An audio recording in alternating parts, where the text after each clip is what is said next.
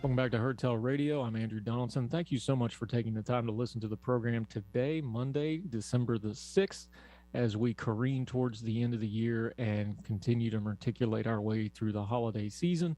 It's a season of joy, hopefully, for you, but it's also usually a season of chaos. So y'all make sure you're taking care of yourselves and each other out there. We talked about the Michigan school shooting case. It's going to be a whole lot of ugly, and because it's going to go to three complicated criminal trials with three suspects, with the parents being charged now, it's a very dark story, a very sad story. There was a little bit of light that came out of this over the weekend. One of the victims that died was a football player from Oxford High School named Tate Meyer. If you're on social media, you probably saw the video of Tate in his football uniform. His jersey number was 42. That video made the rounds. There are reports that he was killed actually trying to stop the school shooting. One of the real tragedies of this story, it seems like all of the four kids killed and the other ones that are wounded, some that are still in the hospital, were really, really good kids. They were athletes. They were involved in extracurriculars. They had friends. And anytime a young person is killed, it's just utterly tragic. And when it's something utterly senseless like this, it makes it even more so.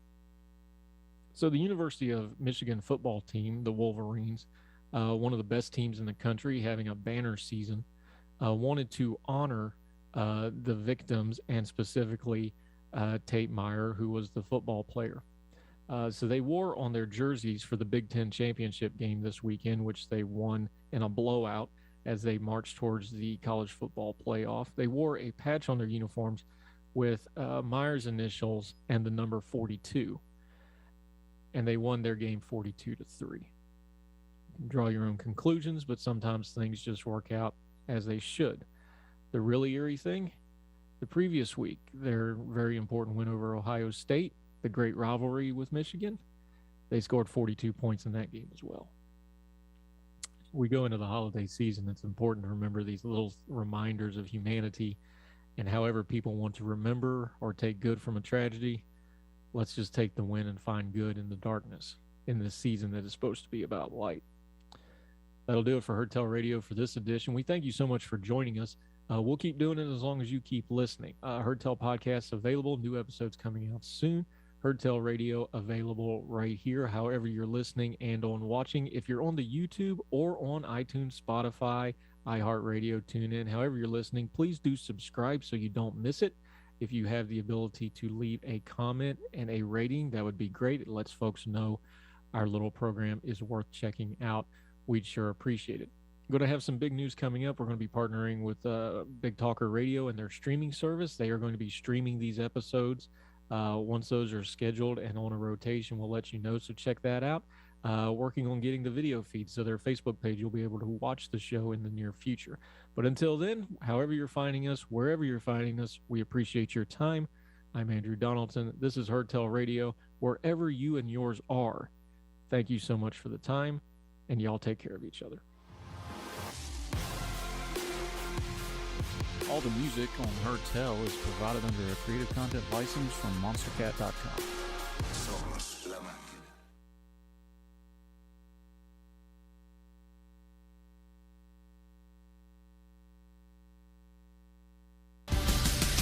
Keeping Holden Beach informed. The Big Talker 106.7 FM WFBT, Carolina Beach. Folks, we all know ongoing road construction and traffic can weigh heavy on your vehicle. Since 2006, O'Leary's Automotive Repair has provided comprehensive repair services at affordable prices to get you back on the road in no time. Their ASE certified technicians will help you find a cost-effective repair and maintenance alternatives. O'Leary's has multiple locations in the area in Hampstead, Leland, the Myrtle Grove area, Ogden, and Wrightsboro. O'Leary's Automotive Repair, a trusted, locally owned business since 2006. Hey everyone, Ben Hawkins here with Cross Country Mortgage. Rates are still at historic lows, and there has never been a better time to purchase your dream home or refinance your existing. With over 300 loan products including conventional, FHA, VA, USDA, renovation, and jumbo, we are certain we have the right loan product for you and your family. Call me today to be pre-qualified to make the offer on your next dream home. 910-352-3373 or visit my website at lendwithben.com.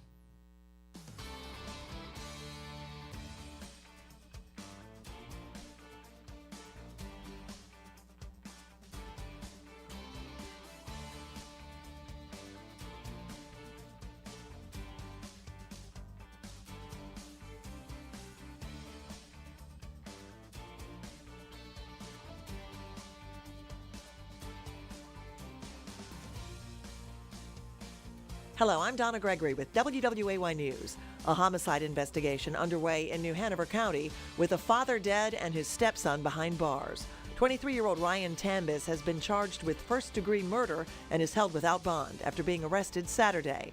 Early that evening, New Hanover Sheriff's deputies responded to a house on Jamaica Drive after receiving a 911 call. When Tambis answered the door, deputies noticed blood on his hands and Tambis' 78-year-old stepfather, Raymond MacArthur Hill, on the floor with stab wounds. Hill later died at New Hanover Regional Medical Center. A woman is dead in Wilmington after a 23-year-old allegedly drove his car through an apartment. Wilmington police responded to the 4900 block of Tar Heel Court inside Hawthorne Commons apartments just before 3 a.m. Saturday. They found a car crashed into an apartment and a couple critically injured. 48-year-old Kelly Prince died of her injuries at New Hanover Regional Medical Center. The other victim, Luis Rodriguez, is now in serious condition. 23-year-old Walter Wade Ange is held under a $100,000 bond on charges of felony hit and run. And organizers getting ready to distribute all the toys raised by this weekend's Toys for Tots motorcycle parade. Motorcyclists gathered at Carolina Coast Harley-Davidson with new unwrapped toys to donate to the charity. At noon, they took an escorted ride through the city. Organizers tell WWAY nearly 400 people donated toys and rode in the 29th annual motorcycle ride. For more on these stories, head over to WWAYTV3.com. I'm Donna Gregory. Have a great day. I'm meteorologist Matthew Huddleston with your WWAY Storm Track 3 AccuWeather forecast.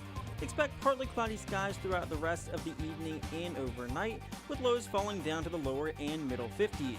Then watch out for patchy fog early on your Monday morning commute, but fog clearing out as well as clouds during the afternoon. Highs in the lower 70s in most spots with plenty of sunshine. Get your full forecast on WWAY and WWAYTV3.com. This news and weather is brought to you by Two Men and a Truck. For your free quote, go to twomenandatruck.com. Twomenandatruck.com.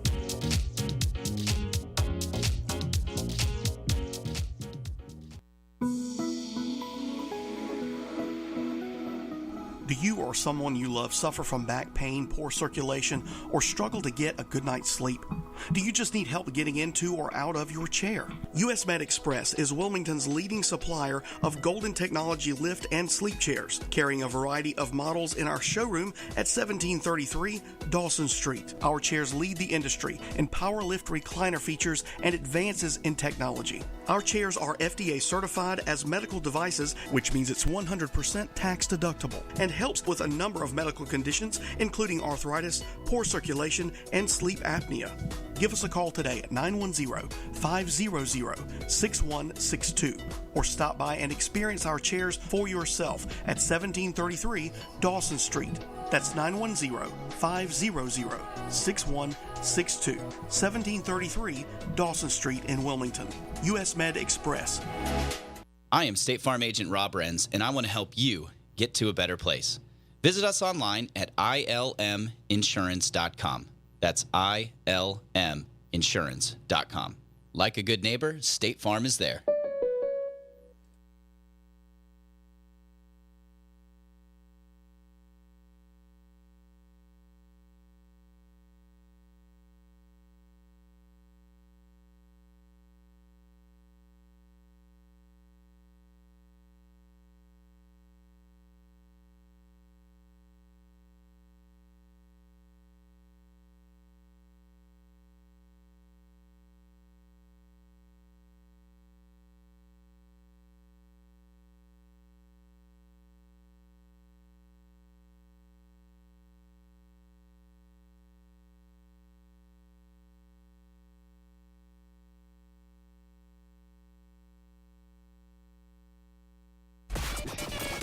Oh, there we go. Now people can hear us. That's better. That's right. We getting down up in here.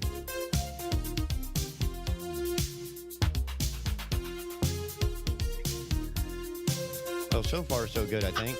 Todd, you with us? I'm with you. All right. Good morning. That's all, folks. So how was the weekend, guys? Expensive. My weekend was good. I ran sound for a country band. His name's Cooper. And he's in love. Cooper Little Greer. romancing here. Man, he was a good band. It was a good turnout. He's a local guy, country, and his band is hard rock. And it's a good mixture. Dustin, how was your weekend? It was good. Went looking at lights. Saw the competition. More lights. Jeez. Yeah, you've been in a Christmas light war with your neighbor. The Battle of the Bulbs. Battle of the Bulbs. It's heating up, man. It's heating up. And this guy, I thought, like, okay, he's done. But no, I look out there, he's got more stuff. And everybody else in the neighborhood is kind of picking up, and they're starting to get involved, but it's too late for them. Oh, we left them in the dust. It's head to head, me and this guy, you know. And like I said, I don't think he even knows about my house over here. He's not worried at all. So are you like going to fire up a generator? Man, it feels like I should just go out and just like start spray painting fake lights on my trees just to make it look like I got some lights over there. I'm telling you, man, you need a laser show. You need a Tesla, one of those Teslas that plays the Siberian Orchestra piece and the doors. And honestly, I could program your lights to music, Dustin. Like, I can do this. Well, I saw MIDI is good. We went all over the neighborhoods. We went around like Murrayville, all that area. Went over there on Ogden Park, looking at houses. I mean, the things I saw, guys. I mean, you wouldn't believe. I saw inflatables swaying in the darkness. I saw lights synchronized to music stations. I mean, they do that on the Gordon Chevrolet on College, I believe. Oh, but they do it on AM. Us sophisticated folk do it on frequency modulated formats. You know, I thought me and this guy had, you know, some beef. And then I look at some of these other houses, man. There was this one, it was like a meteor just smacked into it of LED lights. It was everywhere. And I just threw my hands up. I'm like, I got to give up after this one. Like, I saw it, and I'm like, my thoughts of being the best house in the neighborhood, maybe. Best house in the town, I'm done. Well, you still got your competition at school, too, right? Oh, yeah, I saw some of those. Yeah, stick a fork in it. I'm done. Oh, don't say that, man. Keep fighting. I'm going to keep fighting. I'm going to keep fighting. I'm going to keep trying. But, man, it's kind of degrading when you go down there and they got, like, 3 weeping willows, lights on all of it, and you got, like, Santa and a damn helicopter on top of the roof, you know. Like life size. Santa and the chopper. Well, look, man. I mean, that's only fair. There was a guy up there waving. Reindeer only have like a 20-year lifespan. Dasher, Dancer, Prancer, Vixen, Comet, Cupid, Donna, Blitzen, ha! But it's a lot easier to just say, "Go Apache." Yeah. Plus, their neighbors got into it. Like, you look at my neighbors; they're not helping me. I feel like Santa's flying a Tesla nowadays. Speaking of which, Elon's Tesla is currently orbiting Mars. Which one? The one they sent into space? Yep, I think that's pretty cool. Yeah. If I had the money, I would launch my ex-wife's car into space with her still in it. But second to that, I think it's cool to have a Tesla. That's the Starman, right? Yeah, based on the Bowie song. I believe, if I'm not mistaken, it's still it's still the lock screen on my phone. Oh yeah, it is. It sure is. Look at that. Starman is too cool for me. He's got David Bowie playing in one ear, and I forgot what's playing in the other. David Bowie. David Bowie. I'm going to miss that, man. Me too, man. Bowie remember Labyrinth? Oh, yeah, of course. How can you not know Labyrinth? At the same time, that was David Bowie. Now go back a few years. There's a movie called Brimstone and... No, sorry. Not Man Who Fell to Earth. With David Bowie. I don't think I've seen that one. Amazing. It's like really creepy, weird 60s Andy Warhol type of stuff, but it's pretty cool. I thought he did a great job. David Bowie. Well, it wasn't My just David little Bowie. China girl. There was like 5 characters. There was Ziggy, Aladdin Sane, Thin White Duke, and then that reinvented Let's Dance China Girl thing. All right, let's Wake up in dance. the Yeah. morning with my... Did you know Stevie Ray Vaughan played on that album? No. Stevie Ray Vaughan On the played Let's guitar. Dance? Yeah. Oh, nice. I know he had Robert Fripp and Adrian Belew on a lot of his stuff. He definitely has Loud Stevie as too. thunder. Yep, and there's some really obscure material. But he never did a Christmas song. Nope. Now, if you, just before this show being the Morning Asylum so far, I mean, until we get sued and have to change our name, new show from 6 to 7 just before this show is Andrew Donaldson's new show called Heard Tell. And in his show, I love the way this man writes. In his show, he is exculpating? I don't think I have the right word.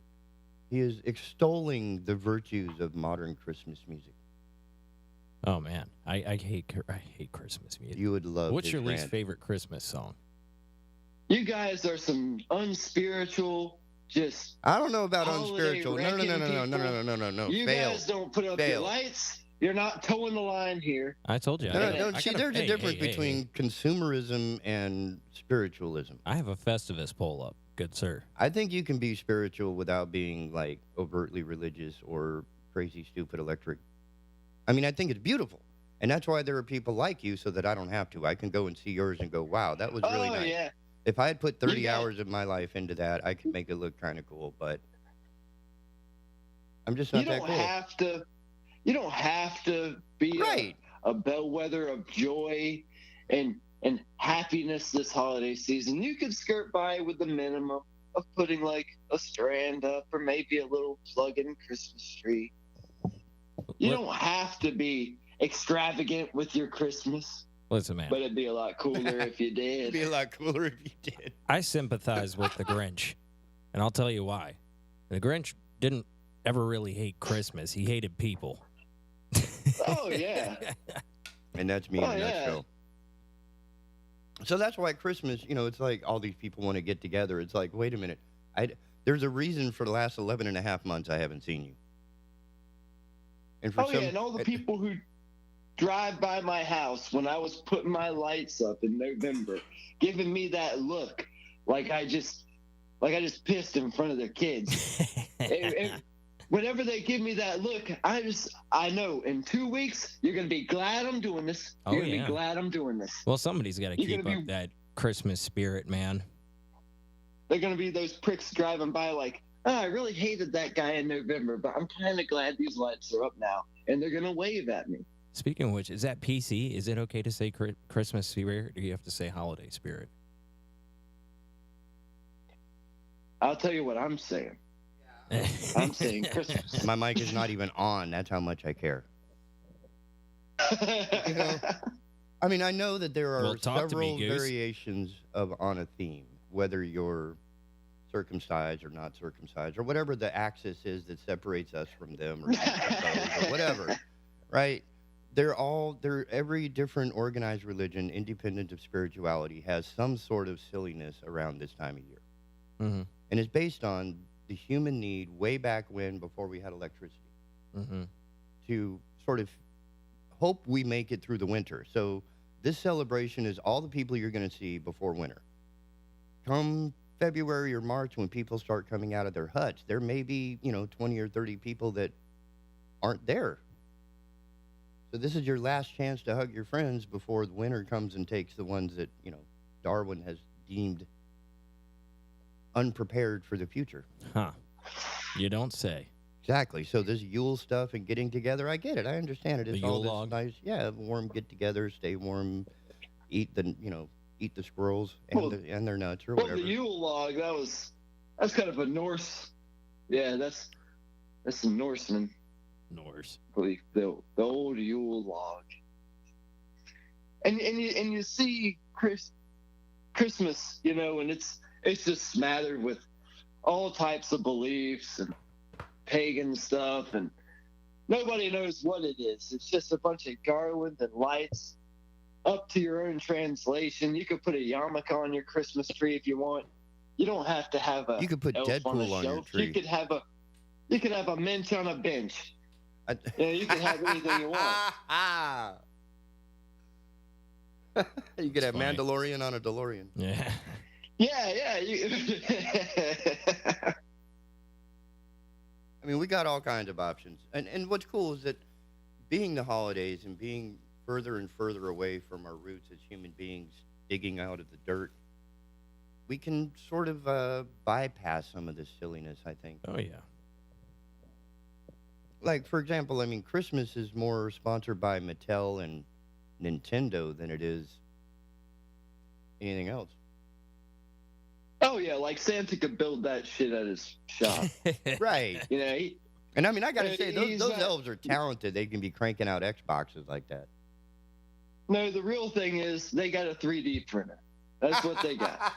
They got And a a 3D cheating. printer, and they just started pumping out Xboxes and stuff. I think that Santa sent all his elves to college, and they learned how to build all this. Yeah.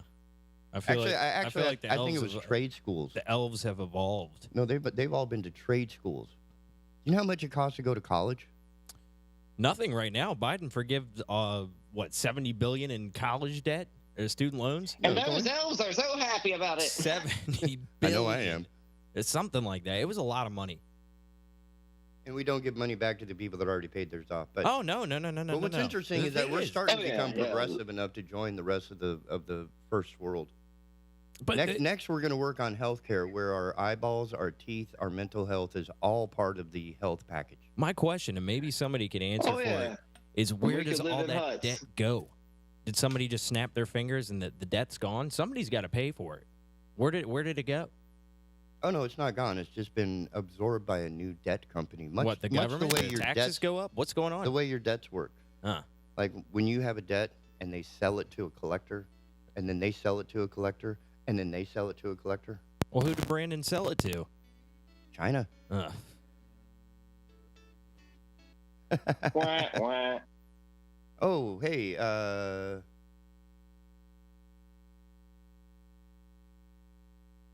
What where the happened? car drove into the apartments.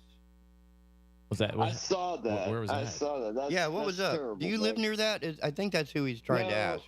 No, I don't. I don't live near there. But I mean, a person what's up? What died and a happened? person got injured. What happened? Well, What- somebody was driving around. They were apparently under the influence. Not much has come out about it, but they ran into an apartment complex. Man, they just ran up into. They drove the car up into it, which like intentionally, or can you tell? I think it was accidentally. But I mean, you look at the picture of the guy. He's not even like phased. He's just like, hey, regular day. I'm getting my mugshot taken. Yeah, but was he under the influence or something, or was he just trying to drive like Fast and the Furious, or? I think he was under the influence of something. But yeah, I mean, somebody's dead. The other's in the hospital, man. Somebody's Imagine dead? just sitting in your apartment, and all of a sudden the car just boom. I was that driver when I was a kid. And that happened to one of the. I drove through a gas station, man. He I did. can't say anything. I remember this. I took his living room television with me. The BP in Hampstead, Dustin drove straight through it. I tried to turn He it into a mistake- drive-through, man. Yeah, you can't do that with the beer cave. That's in South Carolina, dude. As a matter of fact, it went into the bathroom, and there's a toilet on the front of the car. And if somebody had been on that toilet, I would be a murderer. I'd be like Alec Baldwin right now. Oh man. You know? Yeah, but you got better Well, aim. no, it would have been the car's fault, just like Alec Baldwin said it was the gun's fault. He said he didn't pull the trigger. Yeah, I didn't pull the trigger. I didn't kill that toilet seat. Yeah, I think Dustin. I think he was very early on in his driving, and he got the brake and the gas confused. Yeah, man.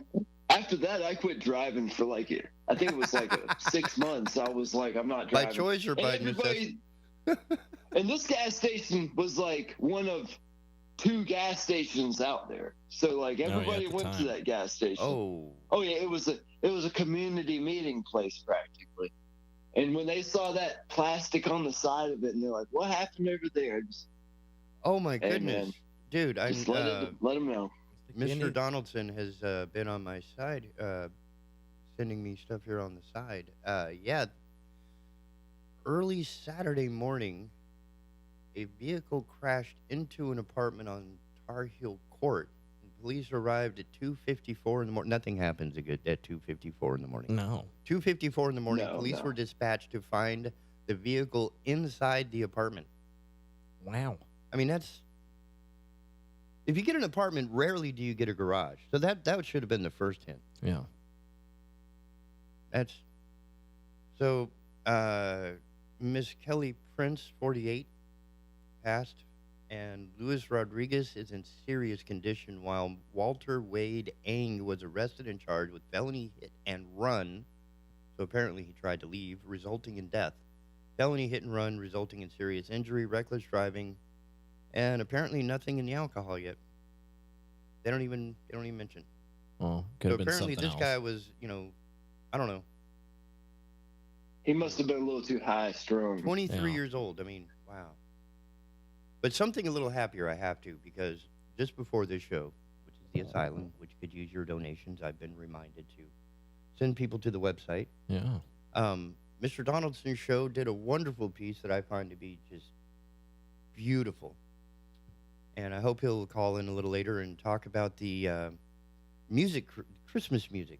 He has such a beautiful way of describing the best, worst Christmas songs ever. So Speaking of which, you still haven't I know. responded with what's your I least can't. favorite Christmas song. After what he said, I can't. It scrambled my mind that my list is completely different. Mine's Little Drummer Boy. I hate that song with a passion.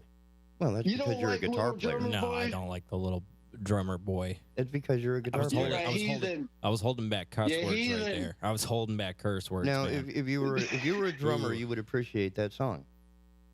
Huh? If you were a drummer, you would appreciate No. that song. Yeah. Oh yeah. No, I would. Even you don't Oh, yeah. even like the Michael Bolton's Little Drummer Boy. Not the biggest fan of Michael Bolton. Period. Oh, What did he do? Huh? What did he do? He was born. I mean, well, making stupid people famous. Is that what happened? Was it making stupid people famous that we know his name in any way, shape, or form? Making people that are suck Like are Paris Hilton. famous. I mean, it's like, why do we know Paris Hilton? She has no marketable skill. Huh? She has no marketable skill. Right. Yet she is a world famous household name. How did that happen? Because we Reality make television. stupid people Reality famous. television. That's how that happened. Yeah, we she's just- not even that hot. Well, I'm sorry. worth Just it, man. people that Not are worth coked up it. and drunk just are not sexy to me. Yeah, She's just yeah. dumb.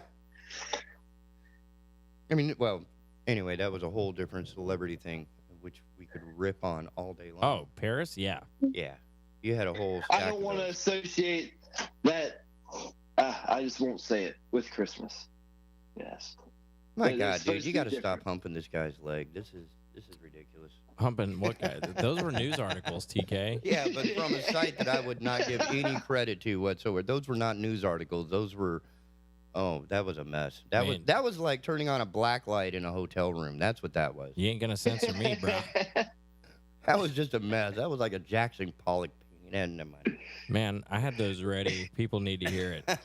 Yeah, but we can get it from a legitimate source, and I have a feeling our friend Andrew is going to be far more reliable than that website. Okay. I guarantee it. Plus,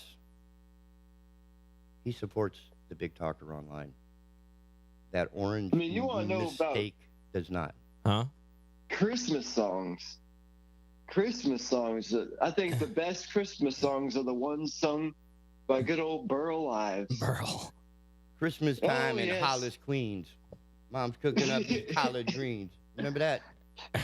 Have a holly jolly No, Christmas. I can't say That's I the know big that one. dude. That's the opening track when Argyle is taking John McClane to the Nakatomi Tower. That's what's playing in the limo. Oh, Come on, man! I thought you were Oh. musically educated. Your mom is like, or your dad, one of them, slacking off. Come on now. I need to watch more movies again. So we're gonna get you a Blu-ray player or Netflix account for Christmas. Still, Burl Ives. I mean, oh, I'm married. The fat and jolly guy, he's fat, and the snowman even looks just like. But he's like from your original. He's from your neighborhood, isn't he? He's North Carolina, I believe. No, he's Illinois. Is he Illinois? Yeah, he's from. Okay. Yeah, he's from Illinois.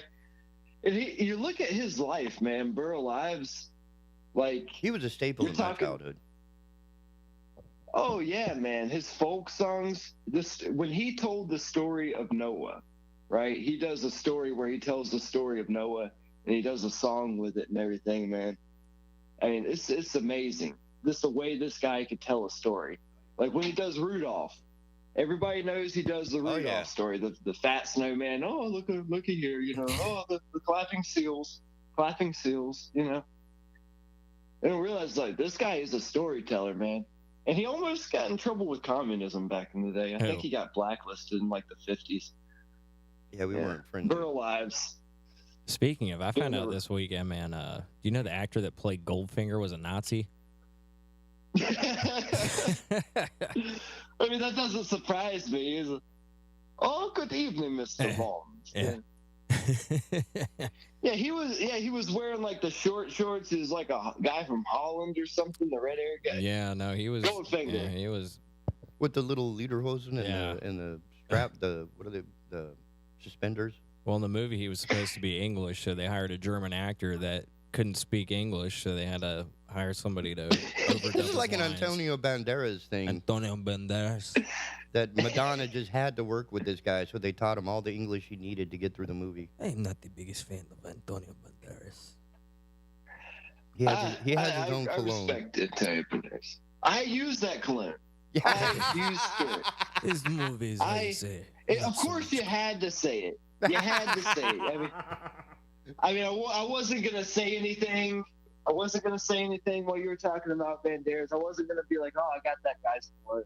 Did you get the hat that went with it? Cologne, I gotta stand up for it, man. Like, Spirit is great. But did you get the hat? Did you get the hat that came with the perfume or whatever cologne? Or whatever? Now I feel slighted because I never got a damn hat. Oh man, I'm sorry. I didn't get a hat. What's interesting is you got a hat with yours? Well, okay. So what happened was my girlfriend at the time bought some for someone else, and it came with a hat because it was like the introductory, like the first, like when it first was offered, when it first hit the market, it was promoted with a free hat that just said AB on it. It was the weirdest thing. It was like she just gave me this hat, and I was asking her about it. I was like, "What's AB? Is this like an ABY guitar switch? I mean, why is there an AB on this hat?" And she explained it was Antonio Banderas' new cologne being promoted with the hat. And I was like, cool, where's the cologne? You don't get a cologne. No, she had already. You get a hat like that, I bet you get a free bowl of soup. I would have been lucky. It just goes to show you. It goes to show you. You're talking about Spirit, and it already has women in the story. See? That's how it works. That's Todd. Spirit is great. What's Todd? Oh, no, I'm Todd. Oh, do tell. What's Todd? The girl just appeared in the story. I don't, Yeah, the girl appeared in the story. It's like that's whenever a Todd you thing talk right about there. Antonio Banderas or Spirit, women start to become more relevant. Yeah, and that's what happens. Madonna being one of them. Maybe. I don't know. Didn't she do like 2 or 3 movies with him? Who? Madonna and No. Antonio. I've only seen a couple Madonna movies. One of them was Dick Tracy. The other one was it. 30 seconds on what Dick? 30 seconds on what Dick? Oh, yeah, she was Breathless Mahoney. That was a good movie. God, that takes me back. Dick Tracy. And Big Boy Capri. Yeah, Al Pacino. Oh, yeah. Your dirty lips. You Take need a bath. You need a bath. Give the bath. Not the bath. Not the bath, big boy. Not the bath. The bath. Okay, so everything's been wonderful for the first 30 minutes. We're about to see if everything else that I've done is working right. So we're going to take a break here on the Asylum. We'll be back in just a minute, and we'll see what happens.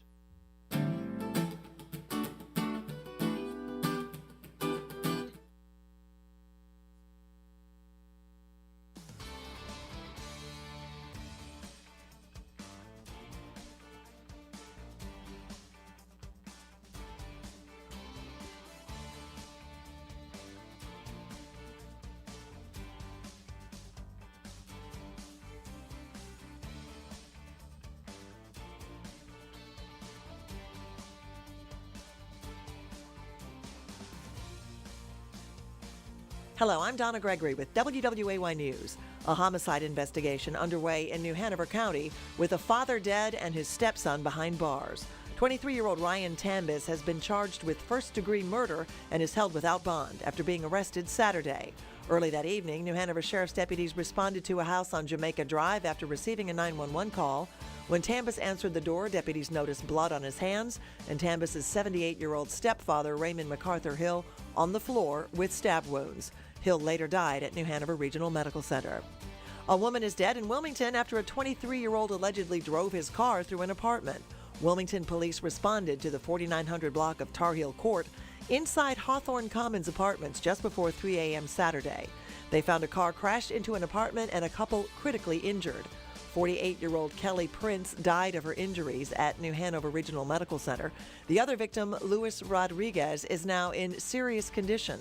23-year-old Walter Wade Ange is held under a $100,000 bond on charges of felony hit and run.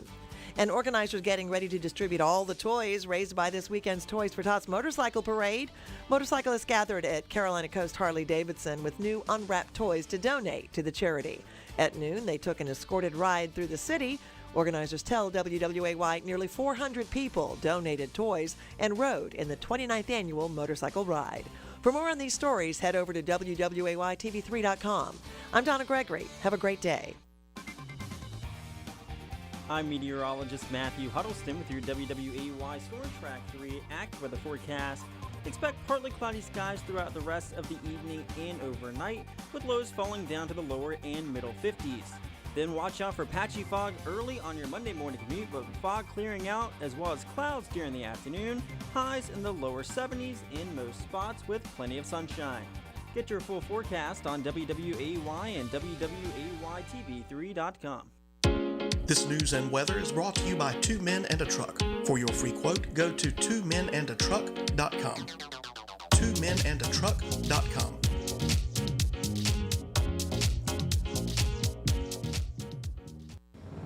Hey, this is Charlie Miller, your state representative in the North Carolina House.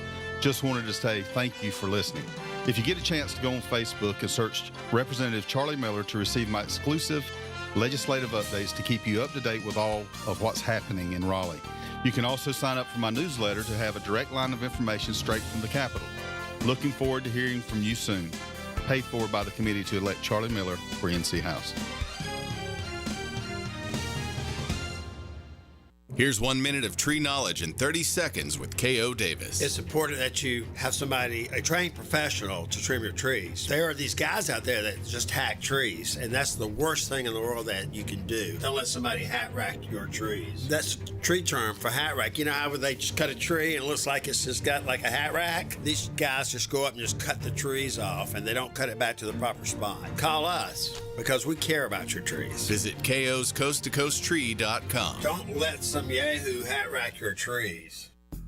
Hi, this is Justin Humphreys from the Humphreys Law Firm on Eastwood Road. Tune in Thursdays from 6 to 7 p.m. for Objection to the Form, covering civil litigation, real estate issues, and intellectual property. That's Objection to the Form, Thursdays 6 to 7 p.m. right here on the Big Talker 106.7 FM.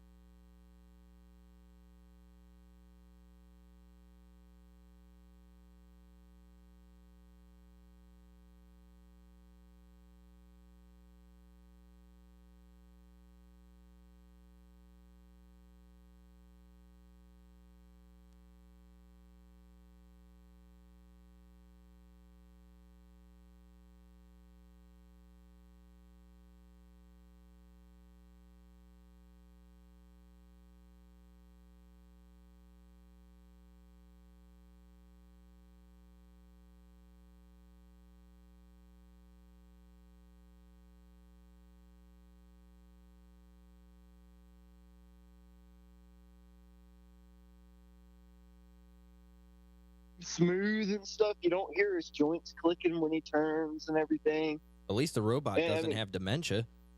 You look at him now, he's grabbing the podium. They got like Narcan and all types of stuff under his podium in case they got to jet this guy back, you know. Well, they had oxygen for Trump, so, be Yeah. fair.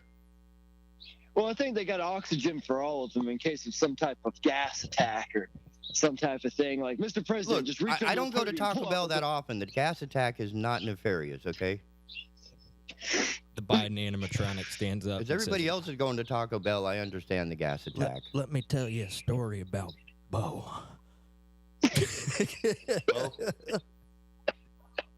It's like we could be talking about anything in the world. He'll be like, "I got a dead son." Do you know who Bo Let's is? talk about something. I know who Hunter is.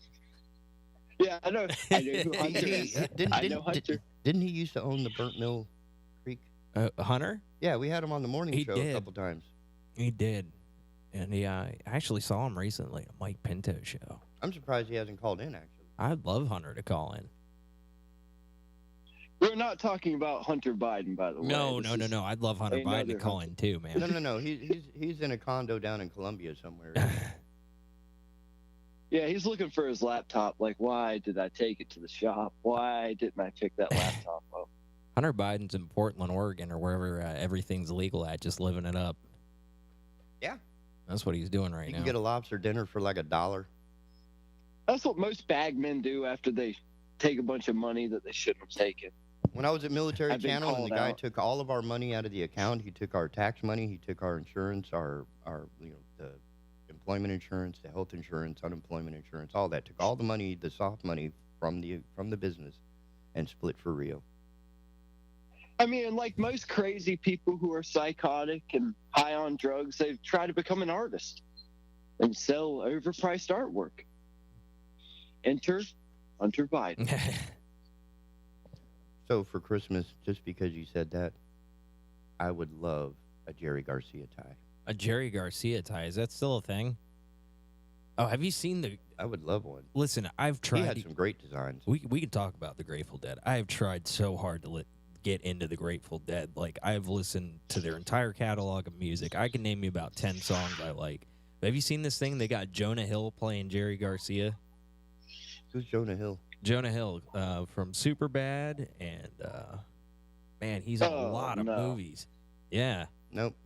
He's going to be Jerry Garcia? Yeah, man. They got him walking around. They got pictures of him in a tie-dye shirt. He's looking all plump. He's growing his beard out. Like Alec Baldwin. Yeah. But still, man. He looks like Kurt. He's the Looks like complete Russell Crowe. opposite of Jerry Garcia. And I imagine that there's a lot of deadheads out there just, oh, they're making a Grateful Dead movie. But yeah, no, Jonah Hill's playing your savior. I still don't. Your Papa San. Yeah, I can't picture it. Yeah. Oh, this city tries to push you into the Grateful Dead. I mean, we have all these concerts. Oh my It God, just seems dude, like I'm every so other sick of it. concert is a Deadhead I am so concert. sick of it, man. I mean, Timothy Leary should be proud. Nobody gets that. Nobody gets that. Wow. Crickets. Yeah. Well, I want to go You remember, into... anybody recognize the name Timothy Leary? I'm having to hold back a little bit here. I know Dennis Leary.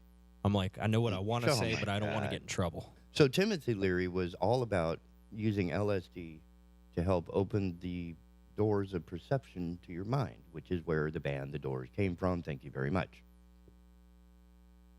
From LSD? Yes, using LSD And that- as the primary subject of study. Mm-hmm. And that started That the is why Grateful we Dead. have lizard people.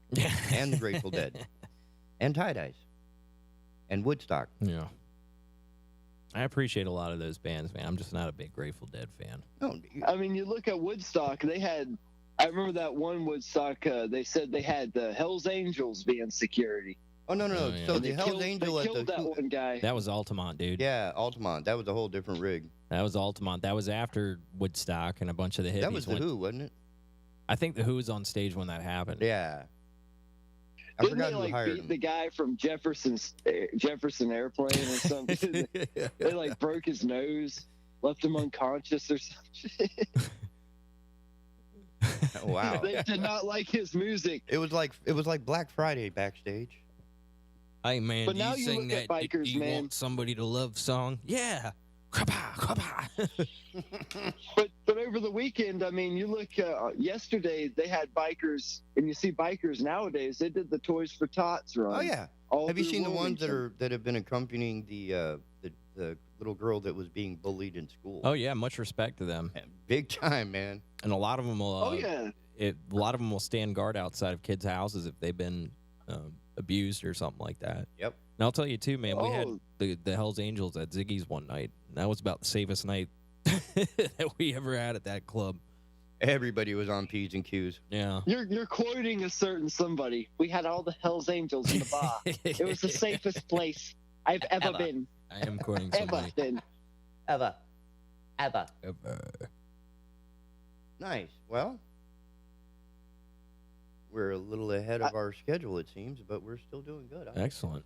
Yeah, being the technical guy, there's always that concern in my head, which is why I did not want to do a morning show by myself, because there is just too much to deal with. And it's good to have other people to joke with. That way we could navigate through this perilous trek. Called Christmas. I just think it's crazy to see the bikers doing cool charity stuff like that. You know, They do a Used lot to, for you the community. associate bikers with, broken glass and women. Oh, they still screaming do and that. They stuff. still do that. Oh, yeah, that culture is still very much alive.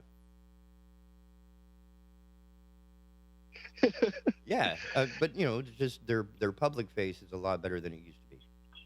Well, you see them yesterday, and they got toys, and they're doing something good for the community. And I mean, every year there's more and more bikers, and even one of them dressed up as Santa. I sent one of my coworkers. Well, I had a TV show, and I sent my reporter on the Toys for Tot run when Britt Cycles was over here on Oleander.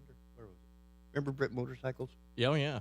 Yeah, so they had a huge toy run with nothing but bikes.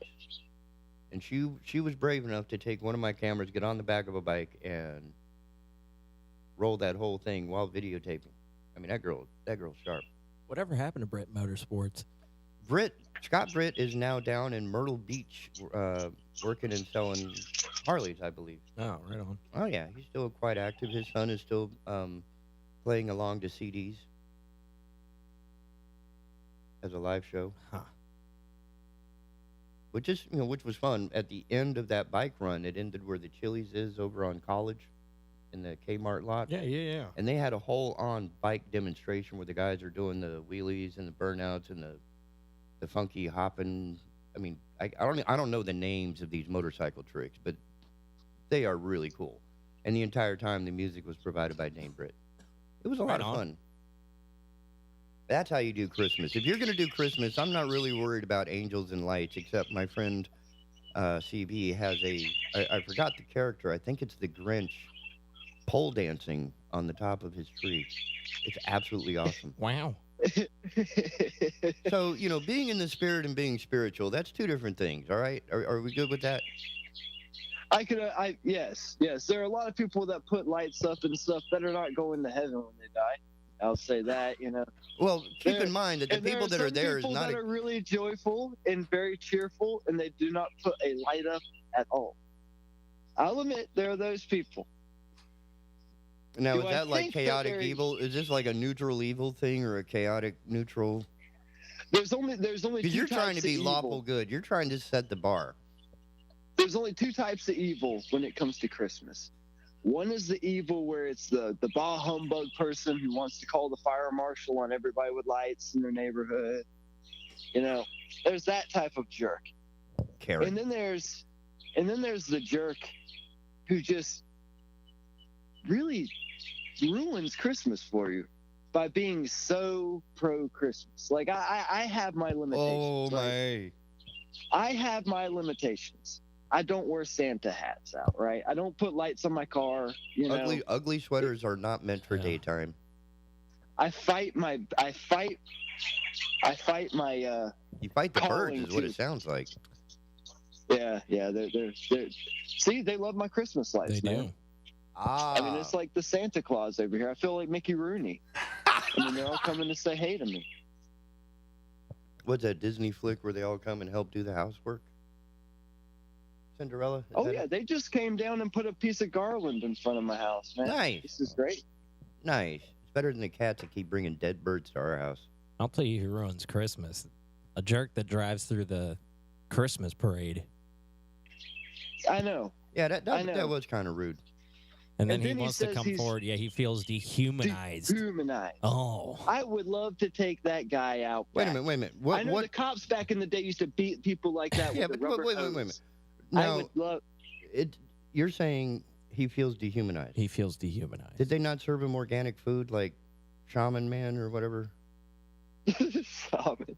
Man, I think. I mean, would he have felt more accepted and more humanized if he had had organic, gluten-free, Soylent Green or whatever it is they serve when you don't? Honestly, if he had said that, I'd be like, dude, you deserve it.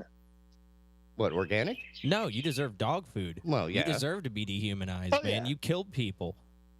So we should serve food in bowls? Yeah. Take away the To table? him. And like I said, his mother has the audacity. My poor baby. He ran over 6 people. He's such a good boy. You don't see him in the best Look, light. but he even is a my good mom boy. says that, okay? I mean, anybody's mom. Everybody's I mean, mom, right? Even Dustin's You could mom. be Jeffrey Dahmer, and your mom's like, well, they just don't understand him. He's just not a very good cook. You should see his paintings, though. You know, yeah, Hunter's Or crazy. who was the other He's guy that weird. was- He takes a bunch of money, and he's a drug addict, but his paintings, you could see his heart in his paintings. But you can't see his track marks. Wait a minute. No, are you sure it was his heart or was Track it somebody marks in his else's track heart? record. I mean, that's pretty bad. That would have been really, really bad. I gotta say, I like the birds chirping. It is. It's kind of. It's like, kind oh, of it's like serene. morning. You hear the birds. That's the window into my head. Yeah.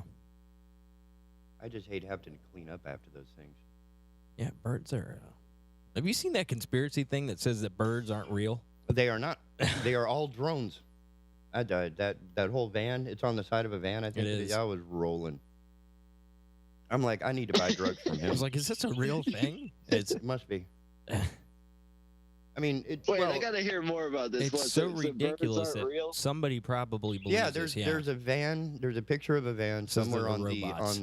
Gospel according to Facebook, where the entire tirade is printed out in vinyl letters on the side of a white Abductor 2000 van. And it's all about how birds aren't real. They're just drones collecting information for the government. And it's absolutely riotous. If I was any better at songwriting, I would just put that to music and have a new hit. And it would still be better than Kid Rock's parody of himself. Well, it's amazing the type of vehicles you could see on Market Street. Now, No, I saw it online. I'm not sure where it was, but wherever it is, it's spreading more wonderful insights into the fakeness of birds. Somewhere all- somebody believes that. Now, Somewhere. right? And if we were to talk to that person, they would tell us that this is why there's a shortage of lithium for the batteries we need in our phone because the government's using them for the fake birds that are flying around collecting. Listen, information. man, listen. Here's the deal. Here's the deal. We got a lithium shortage right now. It's because I'm pushing for electric cars. And electric birds. What happens is how could we spy on you if we don't have batteries for the birds? I want all vehicles to be electric by 2035. And in order to push that green agenda, we're going to hike the gas prices to where you can't afford it. All right? But yeah, no, we have a huge battery and chip shortage right now because it's all Because of going into birds. our cars. No, it's going into our freaking cars. And phones. And phones. And Xboxes. And wireless devices Yeah. like the Oculus Eye things Yeah. and the Bluetooth headsets with talkback mics. Our global economy is still in shock from COVID. The production's been down. Now, of course, we're more concerned about batteries than we are about food. I find that to be Yeah, but interesting. still, what gets me is batteries are supposed to be a much greener alternative. And have you seen, like, the craters in the earth from where they mine the lithium. Well, the capability of batteries and they're is using greener. slave labor. And then you there's- can't really there's- recycle Man, there's so them. much wrong with everything. I mean, your sweatshirt It's is made with practically sweat. like blood diamonds. Yeah. Only Well, it's for a cell phone. So's your Nike shoes, man. I don't wear Nike. Well, I'm not not a yours, heartless- but the Nike. I wear has that. Nike. There, see? Yeah. Bastard. I gotta tell you, man. Ever since I saw Marty McFly in the Nike swoosh, man, I'm like sold. I have And Vans. the Hyperlace from 2015 from Back to the Future 2, yeah, sold, man. Make like Shut a up and take tree my money. and get out of here. Yeah, I don't make like see a you. tree and get out of here. I don't see you pushing the little button and it goes and tightens up to your feet. Well, they exist now. Those shoes actually exist. Yeah, Hyperlace, they exist. They're about $300. This is about And as Nike bad makes as them. having the robo tuner on your guitar. I mean, how pathetic that you don't have the skills to tie your own shoes or tune your own guitar. That's Well, just, the cool thing is you can like just press a button and like unlace them and lace them. You know, like make them tighter or make right. them So, looser. so you're taking away the entire tactile interface and capability of like putting on a shoe. Man, it's 2021. I want self-lacing shoes. I want In hover 2022, cars. it's all I going to want- be come on. like we're going to be smoking Well, it's jerky on almost the freeway. 2022, but yeah, no. There's not going to be much left. It's going to be like what is it? I Am Legend. It's already starting. No, it's already starting to turn into like iRobot. Yeah, that whole dystopian further. I feel like they're going to take away our driving privilege soon. Because neither of those movies has entire homeless camps living in the bushes No, but at the public library. If you remember iRobot, there's no gas vehicles. They're all electric cars like Teslas, and this is before Tesla was even a thing. Oh, they were And they're Audis. Those all were badass little They were cars. all self-driving. Well, they had self-driving capabilities, but do you see me on the phone when he was driving in the deal? Yeah. Yeah, so it's still manual. Stop this, you Mickey Mouse piece of crap. That's a different movie, but Demolition Man. yeah, I love that scene. That is the I'm most. still waiting on the safety foam to be a thing. I don't Like, I know. It think just it's gonna turned be into a a cannoli. I Now, fell you out of wanna my talk chair. About a good dystopian movie. Have you ever seen Surrogates? And I know we're going back on the Widow's Peak. I've never Bruce seen Willis. Surrogates. No, I haven't.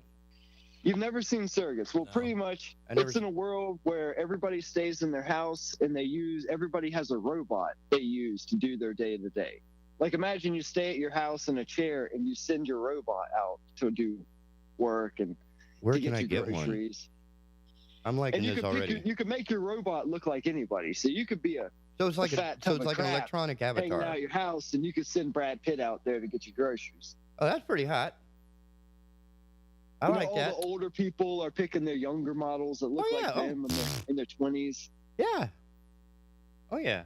The bait and switch. I mean that's humankind for centuries now. I would send out Randy Savage to do my dirty work. Well, anyways, they had a whole group of people. Like I think Ving Rhames was like the leader. They had him looking like Mufasa or something over there, and he has a whole community of people that do not use robots. They look at it like the sign of the beast and everything, and of course the government's out on these people. Nope. You haven't seen it. Nope. But it's now on my watch list. Just like Guys, Todd is on the I'm FBI sorry, watch list. This movie I is don't on think my I am watch on the list. FBI watch list. Speaking of watch list and terrorists and things that ruin things, I think I got a problem with gophers. Either a gopher Whoa. or a rabbit or something. This thing is tearing up my yard, man. I got the underminer over here. Yeah. We may be above him, but nothing is beneath him. Greasy, grimy gopher guts. I'm predicting a Caddyshack moment. You're gonna go. Well, you Bill know Murray me. on I'm one of those Second Amendment guys, man. I'll have an auto gun from aliens out here. Now, just waiting. if you mix the right salad dressing with other household ingredients, you could actually pull off the entire Caddyshack scene, where he just blows up the entire golf course. Trying Oh to get yeah, the and you gopher. say I'm on the most FBI wanted list, watch list. Man, and whenever I do it, I'm gonna play some Journey afterwards. You know, any way you want it, it's the way you need it. Don't stop believing, brother. Don't stop believing. Don't Stop Believing is my least favorite song of all time. Ooh. What is your favorite Journey song? My favorite Journey song? There Oh is none. man. Oh. There is none. Oof. The only thing that's not offensive to me is Wheel in the Sky. Yeah, I like Wheel in the Sky, and I like Stone in Love. Edge of the Blade. Edge of the Blade's Edge a of good the one, man. Blade. That's heavy for Journey. That was on Raised on Radio, I love right? their Frontiers album. I Their was on Frontiers Frontiers. album is awesome. Like, I had the benefit of a good education when it comes to being raised on the radio. Yeah, before Journey, for some of the kids that aren't aware, before Journey became the masters of the power ballad, they actually used to play rock and roll. No. I'm saying, as a sound engineer in a live setting, if anybody plays Don't Stop Believing, I have the power to mute that and hear an entire audience full of people that are singing it just be like, oh, it's like, no, I hate that song. I'm not doing it. And here you are just making it I more hate inspirational for them. Journey did not ruin that song for you. No. It was the people that Yeah. did that. Yeah. Well, okay. Just like the Grateful Dead. That happened to Just Stairway like to Heaven. Just like closing time. Being at a bar and hearing closing time. I want to pound my head against the Oh, my wall every God. time I hear it, man. It's like, can you think? You just play something else. I mean, there is a plethora of millions. Like, I have not heard anybody play Tchaikovsky at a gig yet. No. Like, if you're going to go out on a high note, don't do it with something like Closing Time or Gotta Get Your Last Beer, whatever. Play something serious, man. Play Out on the Tiles by Led Zeppelin. I'll tell you what I used to do, man. It would be depending on what kind of show it was. If I had a Grateful Dead cover band full of hippies, as soon as the show was over, it's getting close to 2 o'clock, I'd play Slayer. I'm like, I'm going to clear this room. Watch this. That'd be If like it was an acoustic fart to If it was a them. metal show, I'd play, like hardcore hip hop or something like that. No, that's when you bring in the Taylor Swift greatest hits. That'd do it. Man, you'd be surprised how many people like Taylor Swift. Well, the girls do. The guys Some would be guys like, too, right man. after There's a lot of- there's a headbanging lot for of- 2 hours, they're not going to want to listen to that. There's a lot of guys that like Taylor Swift. You know, I've heard from people who live in California what it's like to come outside and find a uninvited vagrant destroying your property. I didn't think I could relate with gophers and I see where you're going with this. creatures like this. I mean, that burrow in your yard. I'm looking at landmines. It looked like Vermits. somebody came through picking up patches of my yard last Vermits. night. Well, you got a dog, man, and you just turn Xena loose out in the backyard. She'll get it. Oh, well, she's killed a couple rabbits. Yeah, I, no, I probably shouldn't say that, but Well, you did know, you eat them? she doesn't eat them. Oh. She doesn't eat them. She just kills You them. still can. You because can she make finds soup. them in the yard.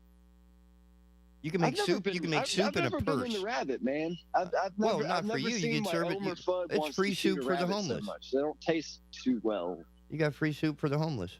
I think because that rabbit made And a coin fool of purse. him. That's why he wants to kill I went rabbit. hunting when I was a kid, and we went hunting dove, right? My uncle took me, and he taught me everything I needed to know about hunting. And I remember we had a great day, shot a bunch of doves, and then we ate the dove. And after I tried the dove, I was like, I just don't feel like shooting any more dove because I just don't like the taste of it. Could we hunt chicken? Or could we hunt cow? Well, Like, I love the think taste that would be actually chicken. like adding a little bit of, because Oh, people are duck's so good. used to their meat and chicken growing on the little white trays at the store. I think there needs to be more connection. I would love to go hunt You can chicken. hunt turkey, man. Yeah. I think that'd be fun. You know, you go to the grocery store, you pick up a crate of 3 chickens, and No, That's it's your going to be lunch. like, have you ever been to Axis and Allies where they got the little lanes and you get to throw your axe? That's what it would be like, is that you go into a little area, right? Slaughter And, your own at the chicken. far end of the room, they let a chicken out of the coop and it starts going nuts. And then you got 3 shots. You get 3 Slaughter bullets. your own chicken. You get to, if you miss the chicken in 3 shots, You are asking for PETA to be kicking in your door. I'm not saying They'll I'm probably doing start, this. They'll I'm probably just saying that kick would in be your door and start throwing axes kind at of you, man. right, kind of like well, they do this for turkey shoots, right? Yeah. yeah. Right. So chicken is raised for what? Its intelligence. Is it raised for its ability to Chickens solve are somewhat intelligent, cryptic man. ciphers? No, we hired them for nuggets. We hired them Nuggets. for legs and wings. Or hired them. Harvest. We're growing them, harvesting them, Yeah. loving them, feeding them. You know, I worked at a chicken plant a long time ago. I can't say where, can't really say when, but I worked at a chicken plant for a month, and it was an experience. You really see they pump out so much chicken every day. I mean, just a conveyor belt of chicken. Yeah, like the little sushi restaurants in Japan. There was a guy. These birds would go through there, and it'd be terrible.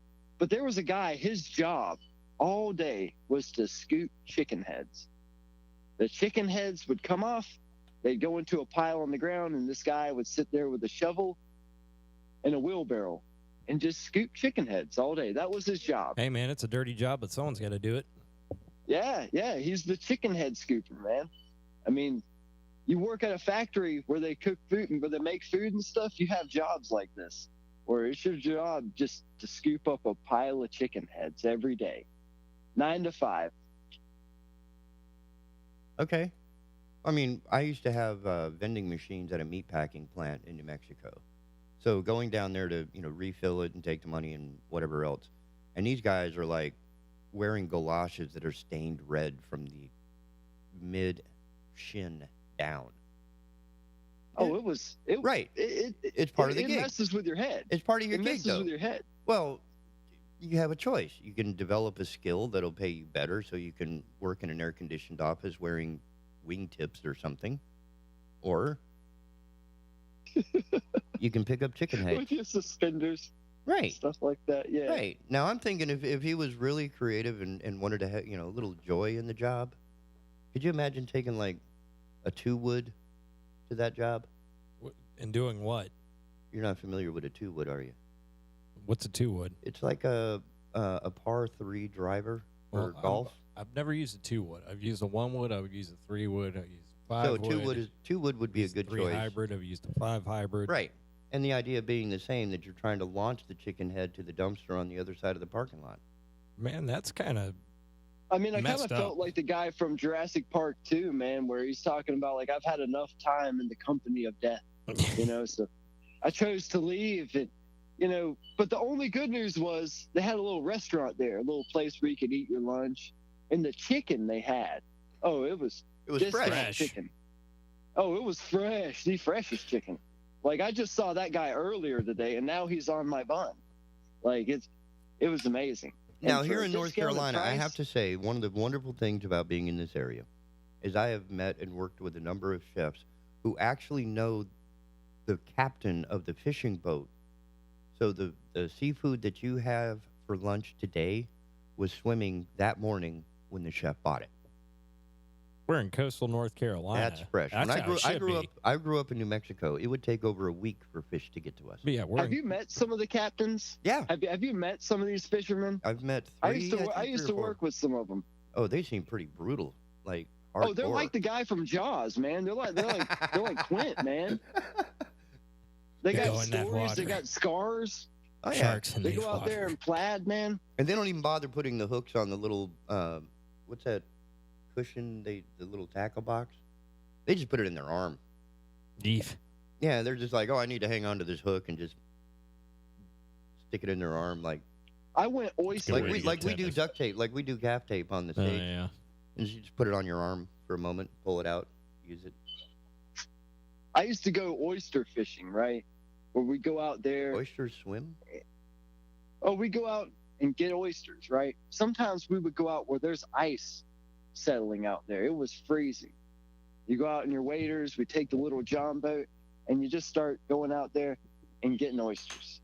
You get clusters, you get selects, you get singles, all this before football time, because that's when you know you're going to sell the most bushels. It was around Super Bowl, around that time, because everybody wants their bushels of oysters.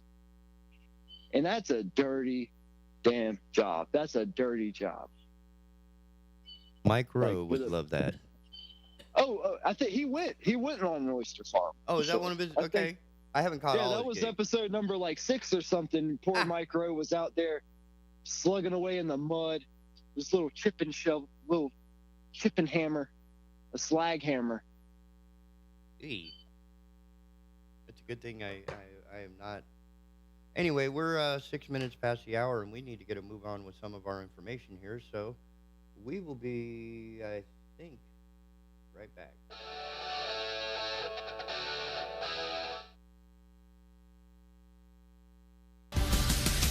keeping Leland informed. The Big Talker 106.7 FM WFBT, Carolina Beach. Folks, you know you're all looking for that special gift. Lines are long, traffic is frustrating, supply chains in the news. Just take a deep breath. If you're anywhere near Oak Island, come by Seaside Jewelers, 8801 East Oak Island Drive. Avoid the traffic, the lines, the frustration, and get that extraordinary and special gift. From high-end diamond rings to Larimar, from necklaces to bracelets, watches, and unique jewelry. And you also get one-on-one service with their experienced staff. Great prices now, just in time for the holidays. Come by and check out Seaside Jewelers, 8801 East Oak Island Drive.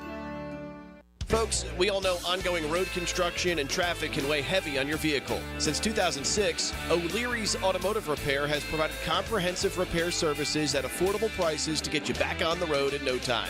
Their ASE certified technicians will help you find a cost-effective repair and maintenance alternatives. O'Leary's has multiple locations in the area in Hampstead, Leland, the Myrtle Grove area, Ogden, and Wrightsboro. O'Leary's Automotive Repair, a trusted, locally owned business since 2006.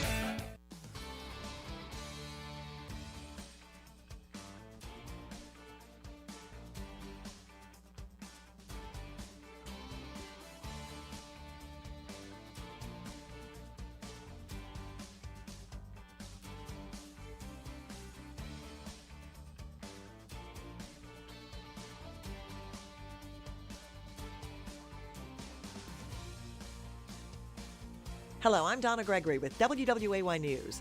A homicide investigation underway in New Hanover County with a father dead and his stepson behind bars. 23-year-old Ryan Tambis has been charged with first-degree murder and is held without bond after being arrested Saturday. Early that evening, New Hanover Sheriff's deputies responded to a house on Jamaica Drive after receiving a 911 call. When Tambis answered the door, deputies noticed blood on his hands and Tambis' 78-year-old stepfather, Raymond MacArthur Hill, on the floor with stab wounds. Hill later died at New Hanover Regional Medical Center. A woman is dead in Wilmington after a 23-year-old allegedly drove his car through an apartment.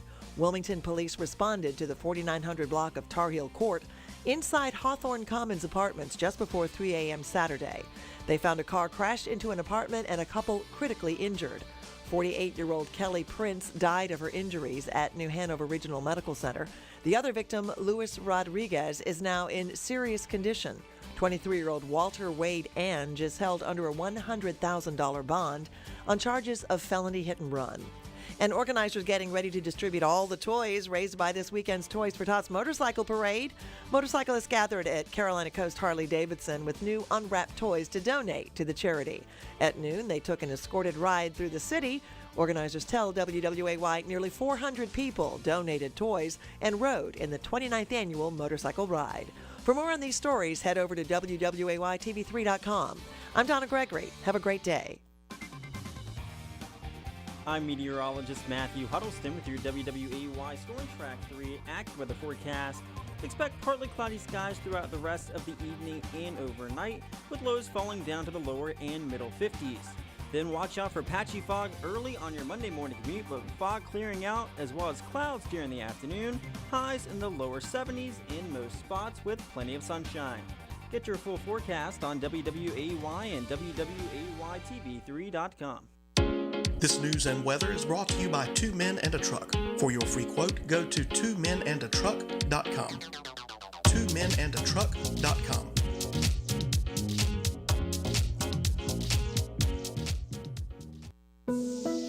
When you purchase a Golden Technology lift and sleep chair from US Med Express at 1733 Dawson Street, you get the benefit of a lift assist chair, a recliner, a memory button chair, a zero gravity chair, a Trendelenburg device, and a sleep chair, all in one of the most comfortable pieces of furniture you have ever experienced. Our chairs lead the industry in power lift recliner features and advances in technology. Our chairs are FDA certified as medical devices, which means it's 100% tax deductible, and helps with a number of medical conditions, including arthritis, poor circulation, and sleep apnea.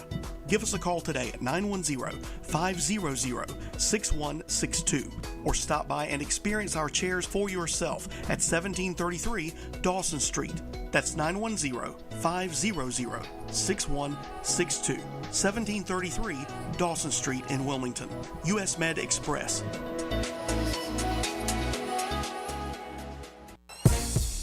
Listen to Tom Goolsby on The Chad Adams Show. People with common sense know that the entire theory of socialism is one big lie. The Big Talker 106.7 FM.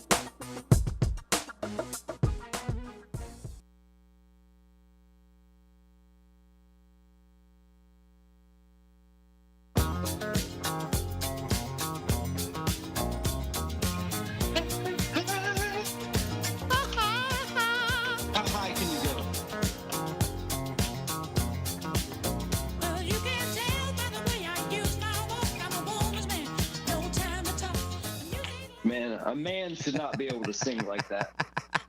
A man should not be able to go that high. No, good vocal training will do that. Just falsetto, man. Yeah, I mean that. I was trained on that when singing in operas. I thought with you my had mom. to be wearing a certain type of pants. No, to sir. make Well, you it sing helps. like that. It can help. Certainly for like the longevity. If you're trying to get through an entire 3-hour concert, yeah. Just tighten the belt down another loop and go. It helps. It will. It will certainly help. I promise.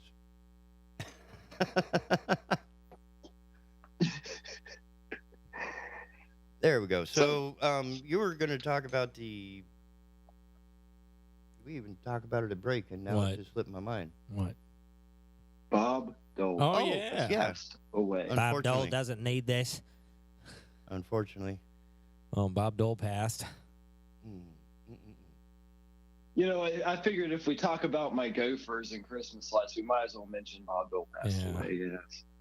Wouldn't be fair. Yeah. I It's thought it was tragic. funny how Bob Dole referred to himself as in third person.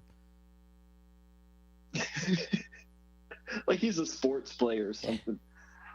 Bob Dole doesn't do interviews like that. No. No. And it's not real magic. Really. Yeah. Do we have any interaction on the? Oh, Lord. I think so. I think Did so. you guys hear about the His freak sister in and Portland? his sister, his favorite brother is online, and Dustin's sister-in-law and niece are online listening to us. So we got Mason's the on? Dustin family. Don't bring my family shame. Oh no! Are you kidding? I'm bring going to my call them. family on. Man, I'm yeah, just no, kidding. I'm just give kidding. Mason the phone I mean, all they have to do is look up and see the call-in number directly over them. They can call into the asylum here on the Big You Talker guys Online. watch your toes because they have katanas, man. They have katanas, and they will kill me after this if I dishonor my family. Oh, they kill you? Tell your Oh, they brother to will- call. Okay, in. that bet is on. Yeah, please They'll call kill in. me if I dishonor my family.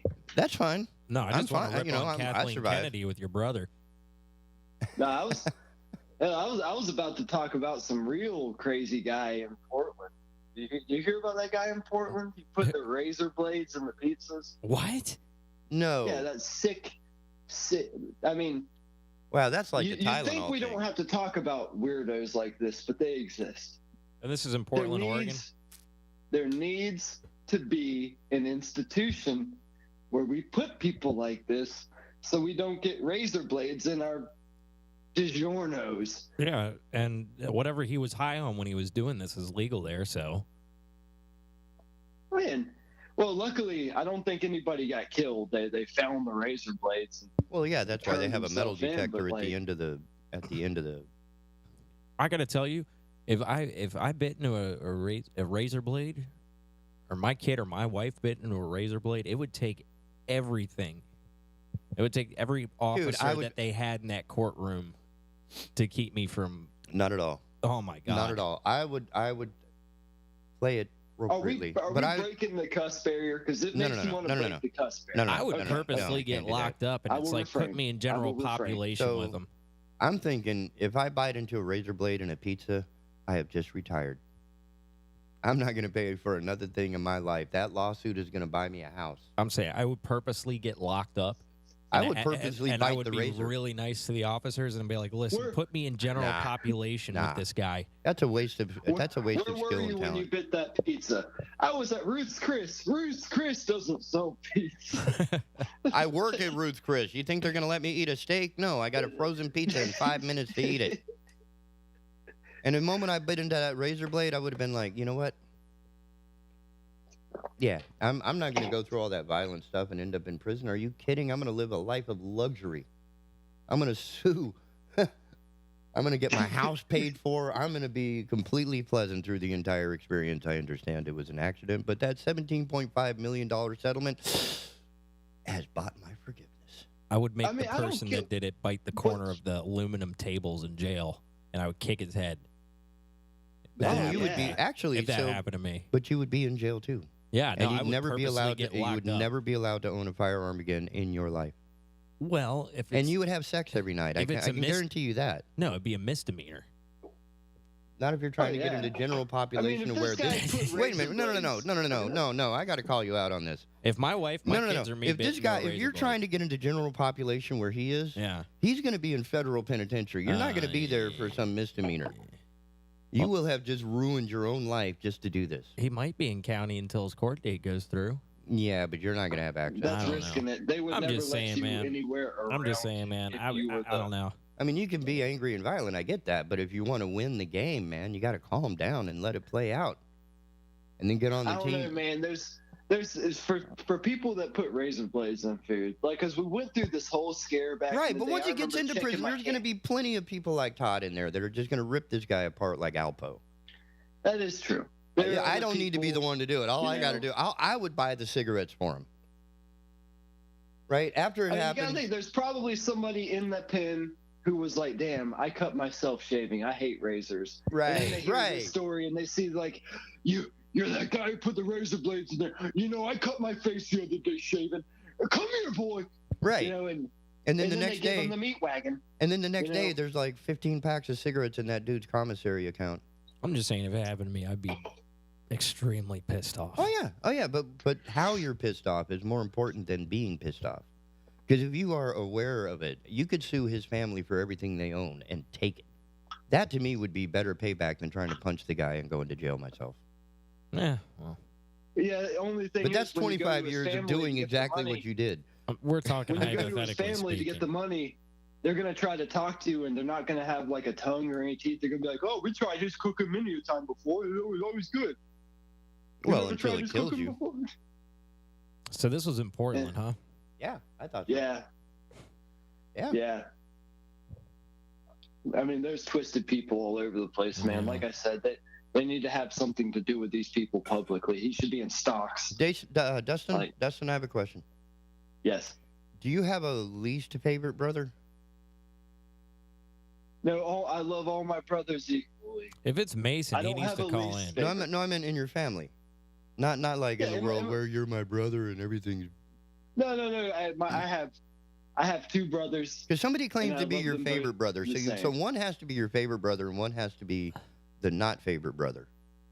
Well, no, there is the Fredo brother. My Fredo brother, he's the one who says he's my favorite brother. Is that like a spaghetti and I love sauce? him dearly.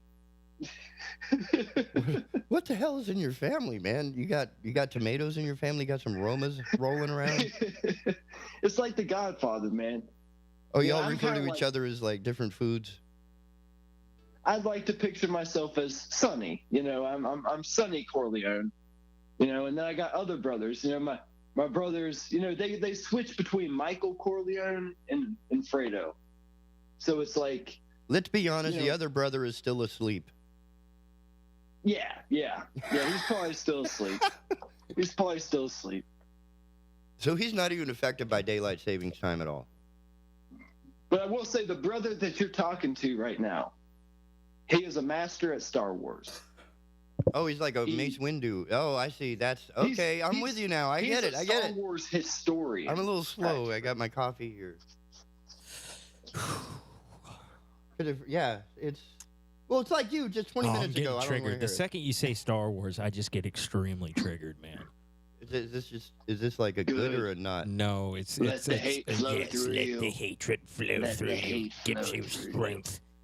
No, dude, it's the direction that franchise has taken. Well, I have to admit, sold to the mouse. Yeah, I haven't watched a single episode of Mandalorian because none of it seems to be Mandalorian's somewhat good, man. Nah. I like the Mandalorian. The Mandalorian was good. I was really worried about though. It's I was basically really worried that they were going to get it. and wreck it. The Mandalorian is basically an apology letter from Disney to Star Wars fans. With the tagline, "We effed up." This is to the people that we pissed on the whole time. This is our little thank you note. Please don't leave. And why Kathleen Kennedy hasn't been fired yet is oh my God, that woman. She makes my blood boil. The only thing that, well, I knew it was going downhill the moment I saw Jar Jar Binks on screen. Well, that was then Lucas, I knew it was like, this is over. That was a Lucas mistake, man, and I this don't is know all what he was about thinking. like lunch boxes. And in all fairness, the original drafts of the Phantom Menace, they didn't have Jar Jar in it. I believe it was a child psychologist that recommended him.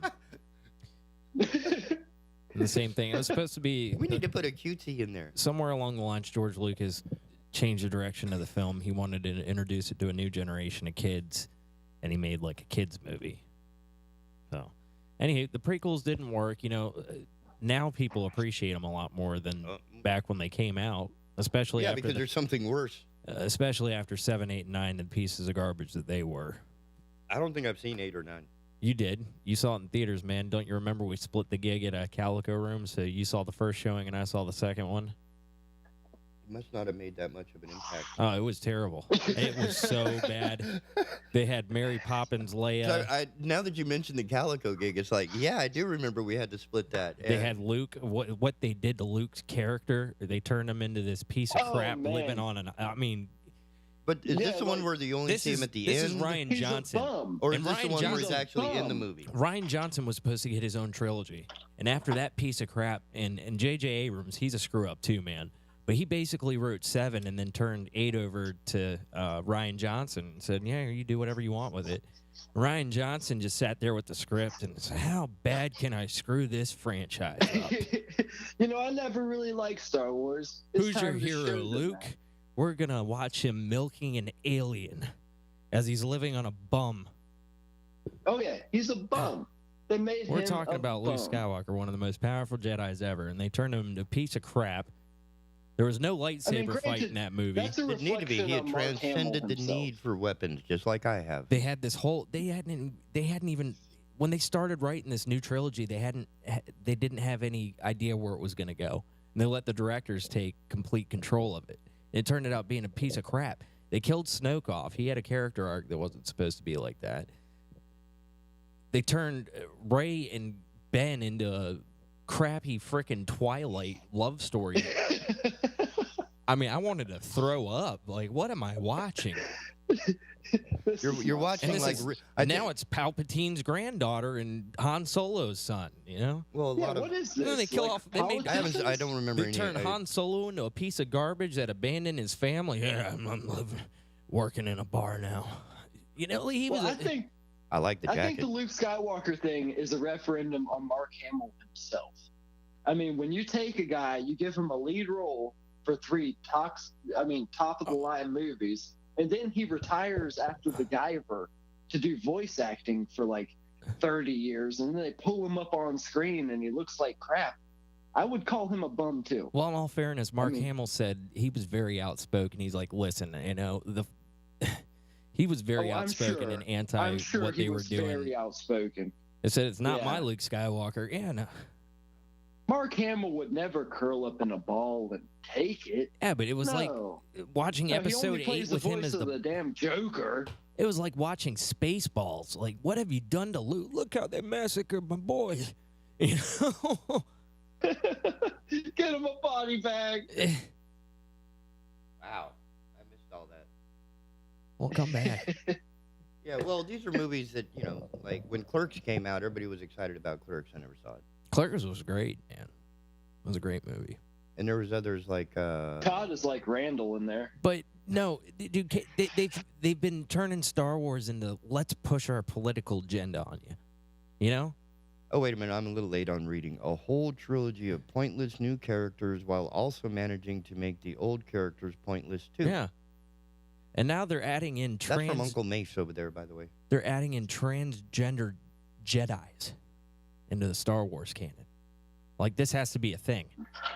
And they get rid of Dash Rendar. Let's So they get push rid of Zizor, they push get rid that of on Rendar. Shadows of the Empire is gone. That's where I lost hope. Shadows of the Empire, that was my favorite thing. I was waiting for them to monetize off of it. Well, they made the But they let it entire go. expanded universe from the. It's not canon anymore, so Disney can rewrite it and profit and make profit off of it. Yeah.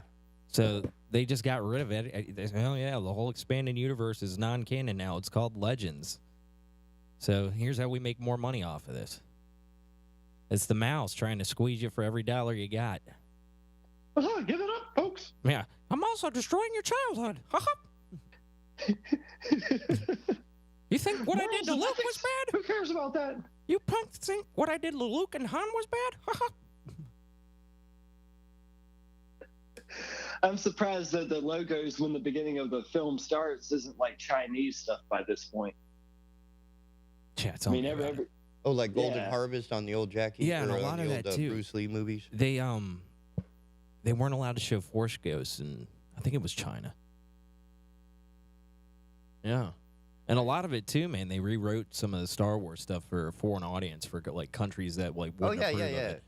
Like, for example, just because it's one of my favorite Christmas movies of all time, Die Hard. Uh-huh. You remember the bad guys were German.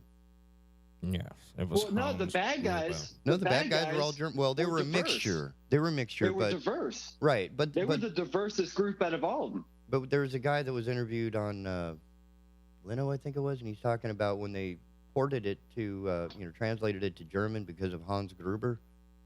In other countries, they changed it from German to whatever their particular cultural enemy was. And in Germany, they left it German. They're like, they asked him why, and he's like, "Do you not know the history of our people?" It was a riot. It was like, well, okay, I get that. We have characters that we. Yeah, because the two brothers were German. The one Right. that he snaps his neck, and then the big Carl guy, right? With the I can't believe it's not Butter guy. It looks like Fabio. Yeah, yeah. He hung up and gave him the chain. No, man, the dude was just Those hanging guys were out. German, and then you had Theo, the guy from Walker, Texas Ranger. Yeah. Oh, that's right. Didn't he also was make it into a correct. Mission Impossible movie? I think so.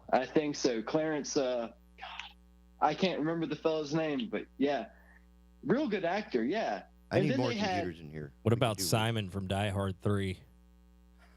Jeremy Irons. As I was going to St. Ives, I met a man with 7 wives. Every wife had 7 sacks. Every sack had 7 cats. Every cat had 7 kittens. Kittens, cats, sacks, and wives. How many were going to St. Ives? My phone number. When it rains, it pours. He said 7 wives with 7 sacks. I mean, that's starting to look like sounding like a Ripley's Believe It or Not entry. That was Well, a his whole really thing good was riddles. Simon. Yeah. I don't do a good I do a better Alan Rickman. Oh, yeah, they're supposed to be brothers, right? They're supposed to be yeah, brothers. This. Yeah. You'll kill Alan my brother. Rickman, Hans Gruber, best bad guy. Oh yeah. I mean, did it with class. Go ahead, he show did him it that with style. Rolex. Oh, that whole flick is awesome. Hey, Hans, this is radio, man, not TV. Put down the gun. Hans, Bubby, I'm your white knight. Yeah, I mean that dude was like the worst in that movie all the way Oh around. yeah. I was He never. was obviously I never uncoached, thought I'd man. be happy to hear that sound. For some reason, I think of the Bee Gees whenever I see that guy. Yeah, straight up. I get that. Hey, baby, we're going to Nights on Broadway after this, baby. Let's get some coke and then let's just hop over there. Oh yeah, I love that when Get the McLean fans. walks in and he's like, "Hey, you missed some." Holly's cop husband, policeman husband. Oh yeah, missed some. Your husband's a flatfoot and you didn't say nothing?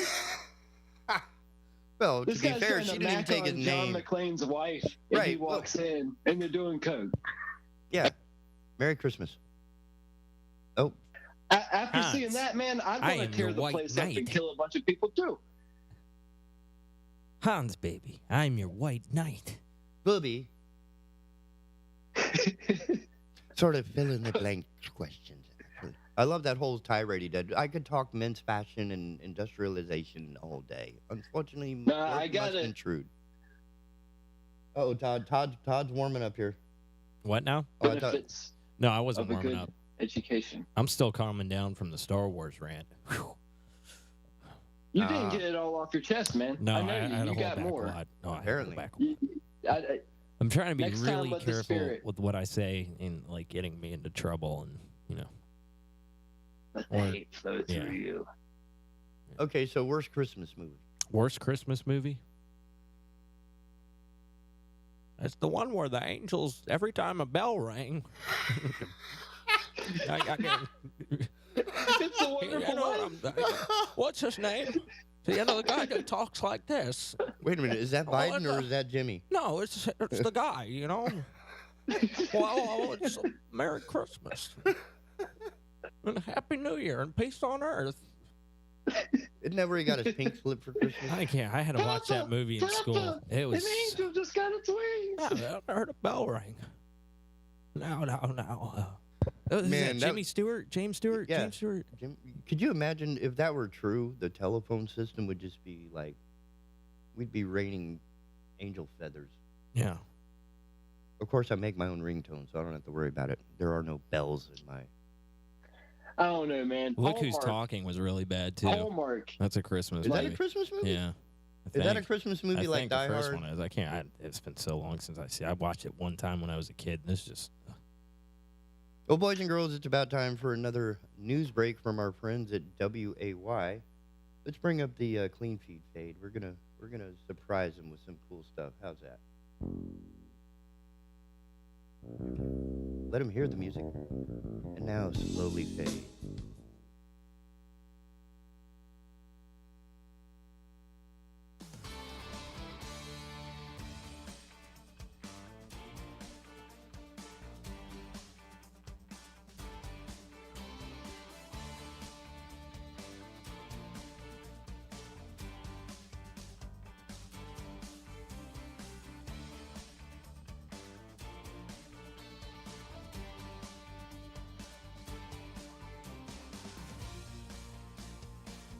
Hello, I'm Donna Gregory with WWAY News. A homicide investigation underway in New Hanover County with a father dead and his stepson behind bars. 23-year-old Ryan Tambis has been charged with first-degree murder and is held without bond after being arrested Saturday. Early that evening, New Hanover Sheriff's deputies responded to a house on Jamaica Drive after receiving a 911 call. When Tambis answered the door, deputies noticed blood on his hands and Tambis' 78-year-old stepfather, Raymond MacArthur Hill, on the floor with stab wounds. Hill later died at New Hanover Regional Medical Center. A woman is dead in Wilmington after a 23-year-old allegedly drove his car through an apartment. Wilmington police responded to the 4900 block of Tar Heel Court inside Hawthorne Commons apartments just before 3 a.m. Saturday. They found a car crashed into an apartment and a couple critically injured. 48-year-old Kelly Prince died of her injuries at New Hanover Regional Medical Center. The other victim, Luis Rodriguez, is now in serious condition. 23-year-old Walter Wade Ange is held under a $100,000 bond on charges of felony hit and run. And organizers getting ready to distribute all the toys raised by this weekend's Toys for Tots motorcycle parade.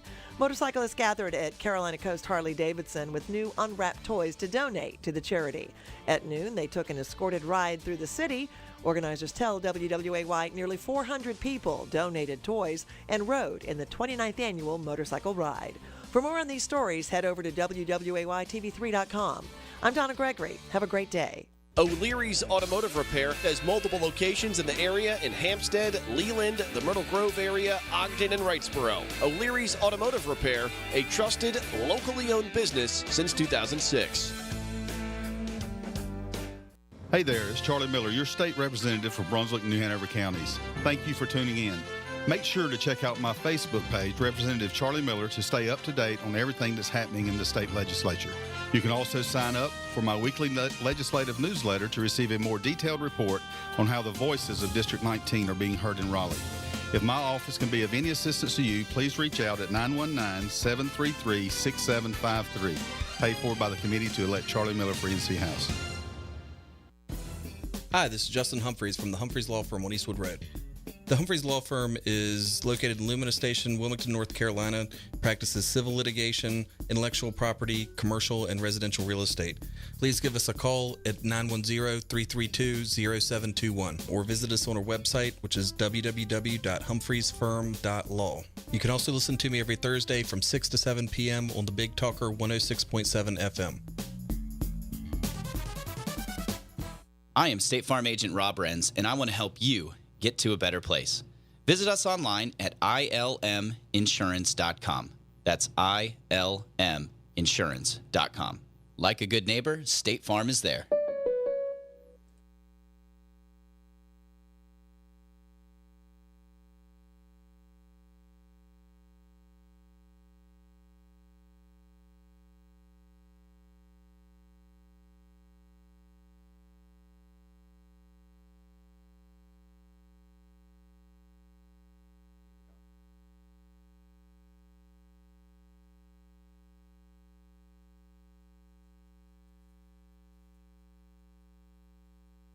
Computers, ladies and gentlemen. So please, your donations to the asylum in the morning will help us improve the show and expand our capabilities to reach far beyond the borders of Southeast North Carolina. What's that? I want a beach house like Rush Limbaugh. Like, that's how I want to live by the end of the month. I don't think Rush Limbaugh is on a beach. Man, dude. I want a Corvette. I think Rush Limbaugh does not have any kind of view at the moment. I'll take any Corvette, too. Well, yeah. Yeah, rest in peace, Rush. You know, Or but pieces. he had whatever. a beach house. Like Bernie. Weekend at. Exactly. Okay. Now, would you want it made of glass so people can watch you, running from the bathroom to your bedroom? Or, Man, I wouldn't mind having a totally glass around the house, man. I wouldn't mind it, as long as it's bulletproof. As long as it's bulletproof glass, I could roll with that. Oh, wait a minute. Why bulletproof? Well, because it's still Wilmington. I mean, I would probably be around this area, Wrightsville Beach or something, That's pretty safe until 3 in the morning. Plus the hurricanes. I mean, the hurricanes, you don't want to just get standard glass. I mean, a seagull would go through it or something like that. I mean, I don't know. I get ballistic. Okay. But I digress from the beach house. I digress. Now, if I'm not mistaken, please bring up clean feed. If I'm not mistaken, our friend Andrew is with us. Hello, boys. There How's we things are. Going this morning. Now, Andrew, there's a couple of things that I would like to ask you about this morning, if I may. Both of which are musically related. Goody. And I was wondering.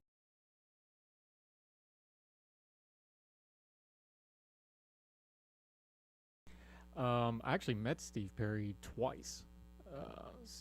But there's two things about Steve Perry you got to understand is anytime we played ping pong while on active duty military service, when somebody went to serve and you wanted to break their concentration, you would give them a good old fashioned Steve Perry and then yell right in their ears so they'd mess up. That goes for shooting pool as well. So thank you, Steve Perry, for 25 odd years of that. That's the psych out. I was going to say, that's my new psych trick. out.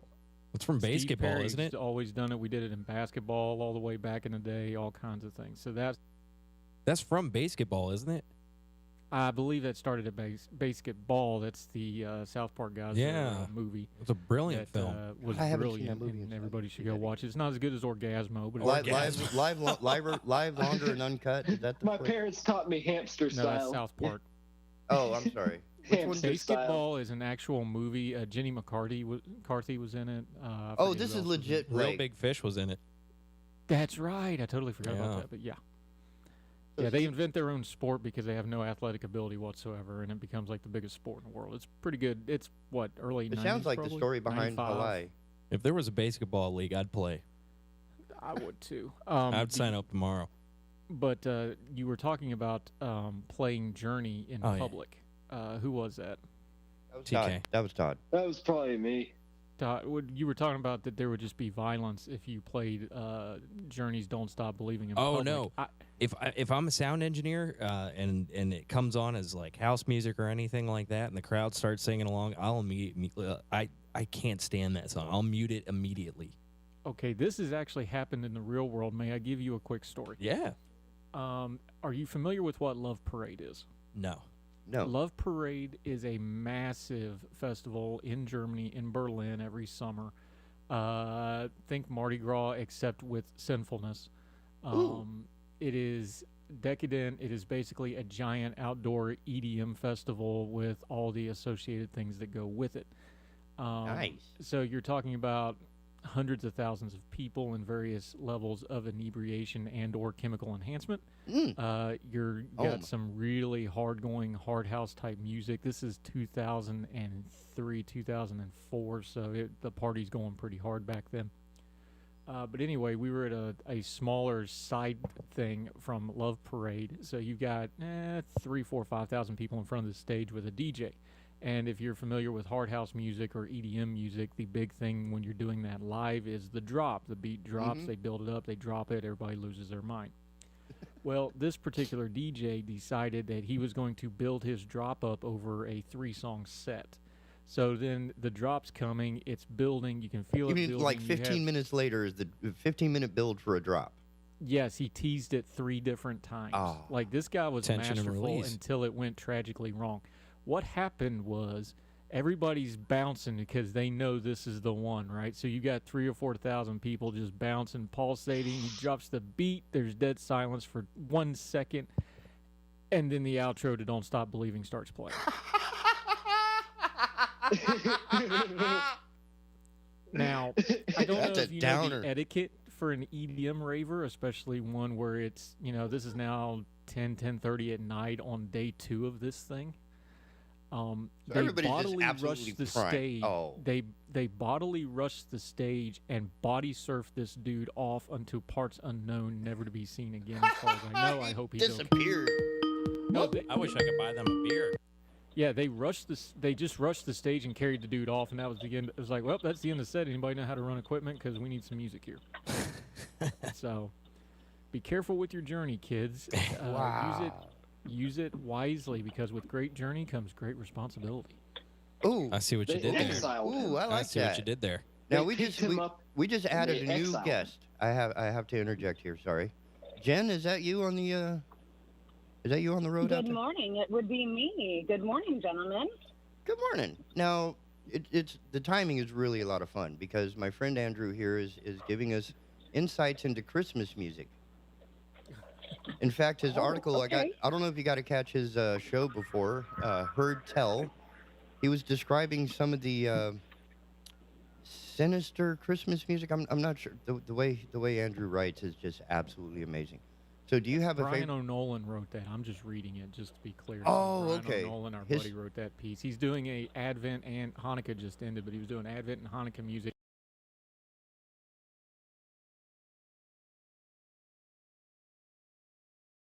In That's it. Humanity here on, I think it was Saturday that piece came out. That was hilarious. But do you have a worst holiday song? What is your least favorite holiday song, Jen? All of the above. As someone who was a professional singer for some years, holiday tunes just reeks of being up all night. Do I want to just be controversial and piss everybody off first thing Monday morning and go, baby, it's cold outside? That's why Or we're just here. me? Oh, okay. I mean, we can go that route. I mean, it's a little creepy, and it's more creepy to me that 2 years ago we decided to look at it being creepy.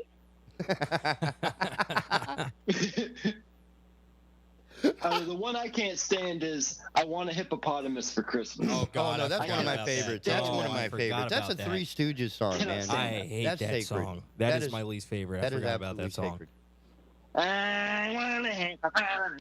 Right, that's Three Stooges, man. That's classic. This tells me you don't have children, though. Do you have children? Because all the children that I've ever worked with have asked for much dumber things than hippopotamus. The only thing I can think is that was one pissed off mother and father of just I've had it up to here with this give him out the cookie child. Yeah, who are they messing with? Like the kid Joe Exotic or something?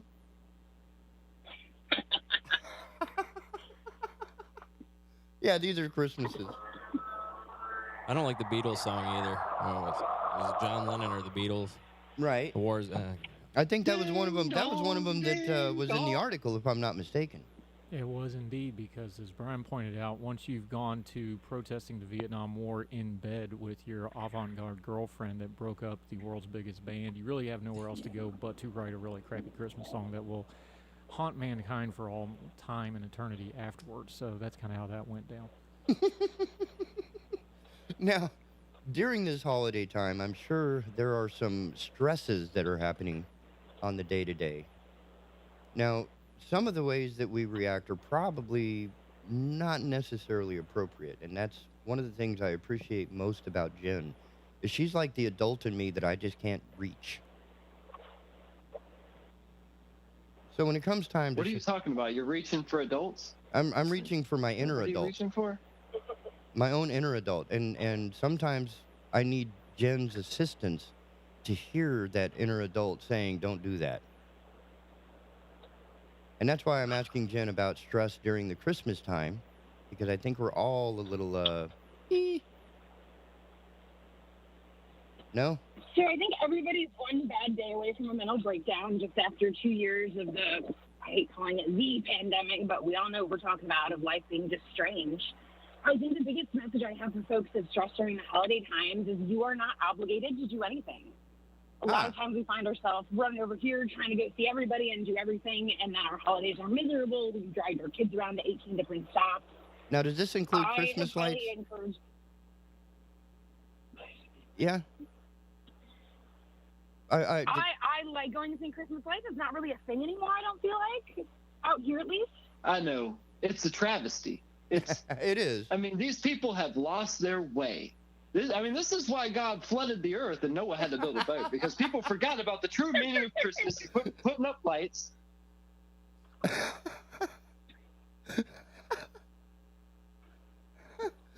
And here we are at the holidays. So we already have a little bit of stress here on the Morning Asylum.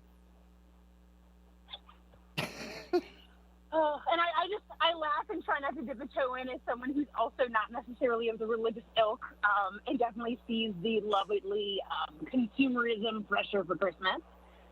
The other thing you're seeing go viral right now is, just the pressure to really tell your kids about Santa when you're buying them exorbitant gifts, about that causing psychological trauma in other kids. I just wish everyone would kind of keep their eyes on their own paper and worry about what the hell they're doing with their own kids, Our parents have enough trouble parenting their own children at this point, and, just really making sure it's fun, but there's no reason to spend, $6,000 and put yourself in debt for the next 6 months. Yeah. Especially with that Visa bill hitting every 30 days. That's pretty huge. And most of the time, I don't think kids actually remember what we get them. Some of the best holidays I can think of my parents, it was, somebody cool visited, or we went to go do something special. Most kids are going to throw those toys out, probably by the end of the week, honestly, unless it's something huge. Okay. Now, if I can, I have one.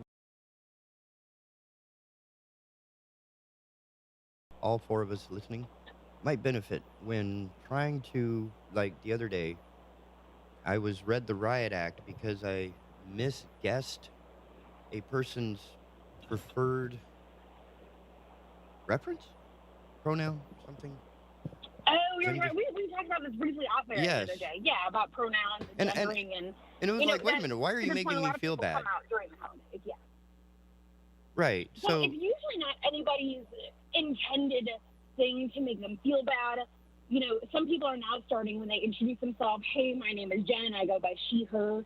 It's not that anybody would not understand that I'm a female by looking at me. It's just to extend that kind of invitation and let other people know that you're tracking them. I would like to consider myself an ally, but I also... Right, and if you make a mistake... I can't even remember their names. That's the first step. But I think it would be easier to determine or remember a person's gender than it would be to remember their name. Because there's a lot of names, but there's only, 16 genders? Well, it's the same thing as, my legal name is Jennifer Ann. I don't prefer to be called by it, so I say, hey, call me Jen, and it's just kind of a respect thing. So when people are changing their name and or their pronouns, it's best to just roll with it. It's really not our decision to figure out who gets to make that call or not. Right, okay. I'm with that. Hopefully, if you misgender someone, they will not act in anger. I think, a lot of discussions we've had in the community is, what do you do if you misgender someone? Do you stop and go, oh my God, I'm so sorry, I misgendered you, and make a huge deal out of it and embarrass them? Right. Or do you kind of, oh, I meant she, and move along with the conversation? I work with many people in the trans community, and I've worked with people who are in various stages of transition where I may have known them as a female and now know them as male. And unfortunately, my brain is historically wired, and sometimes I do misgender them. I just try to do my best and, consciously try to keep that in the forefront of my brain, but nobody's perfect at it, and everyone's going to make errors. So there should be a little I'm bit like of... Dave Chappelle. They're just not going to like what I have to say. Yeah, I'm not touching You that got the one. two genders. I'm sorry. Like, I'm I right. could play pretend. I'm I could play tapping pretend. out I right believe now. in Santa Claus a little bit still. I mean, I could make that happen, but I mean, to ask that of everybody, especially when, I mean, you have introductions like I am so-and-so, I go by this and this. I mean, I want to be called Sir Knight and Noble Dustin Allen. I mean, that does not mean I have been nice. Well, tell them that. I never knew this. I will call you that from now on, Sir Knight. You really? You really do that? Yeah. If an adjustment in name is too hard of an exercise in human respect, maybe you just need to check your affiliation with humans.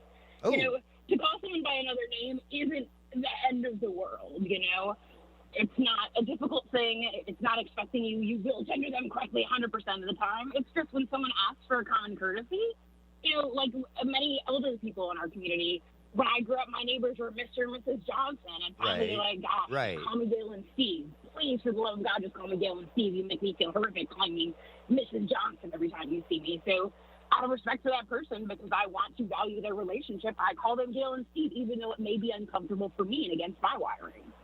But we adjust towards others in our society as signs of respect on a daily basis, and there shouldn't be any difference.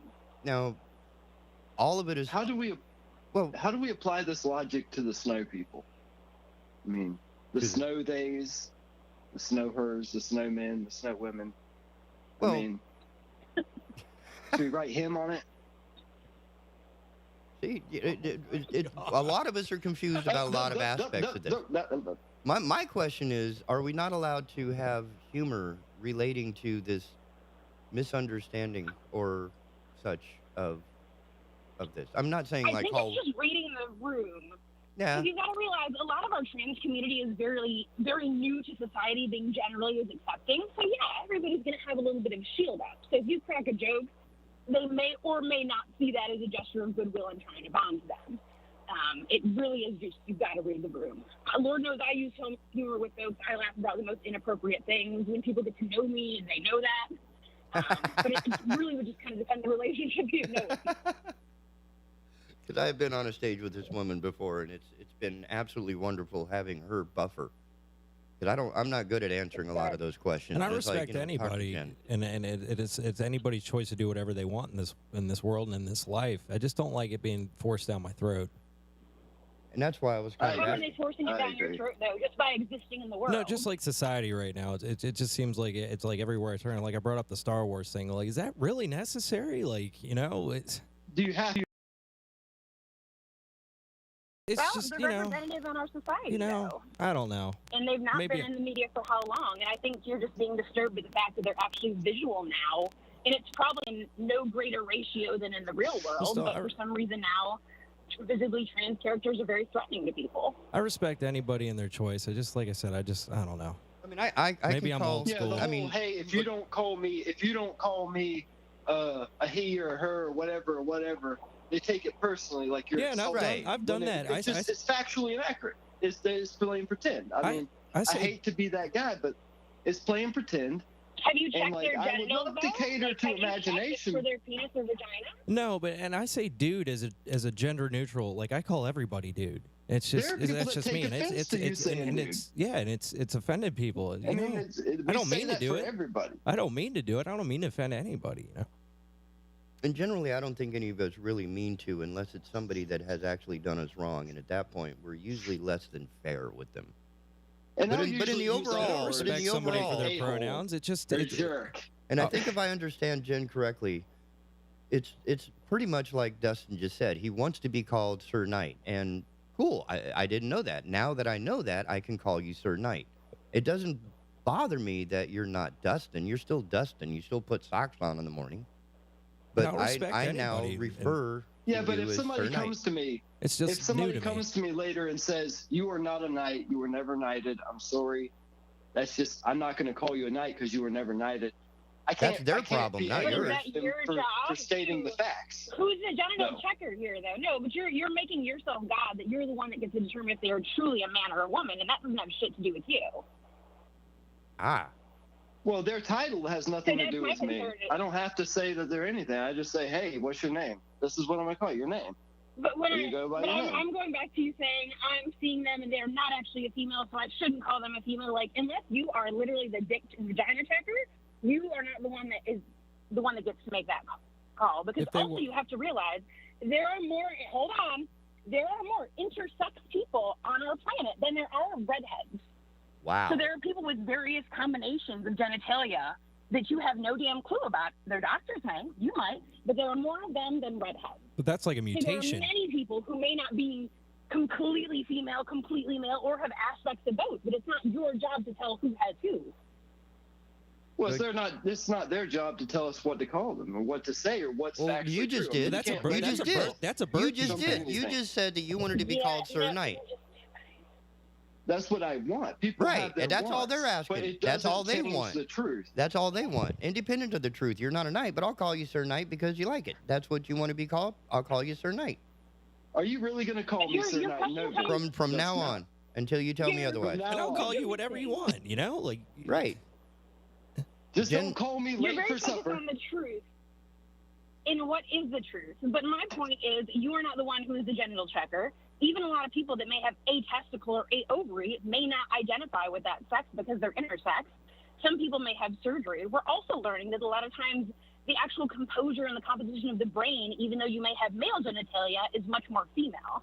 This is a science that we're learning so much more about. So really, you know, when you were talking about it's the truth. Whose job is it to tell the truth? Are you telling me they have to go to a medical doctor and a third person It's tells them everybody's that job to tell gender? the But I truth. feel like You just that's- say the truth when it's the It's truth. really That's what makes it whoever- the truth.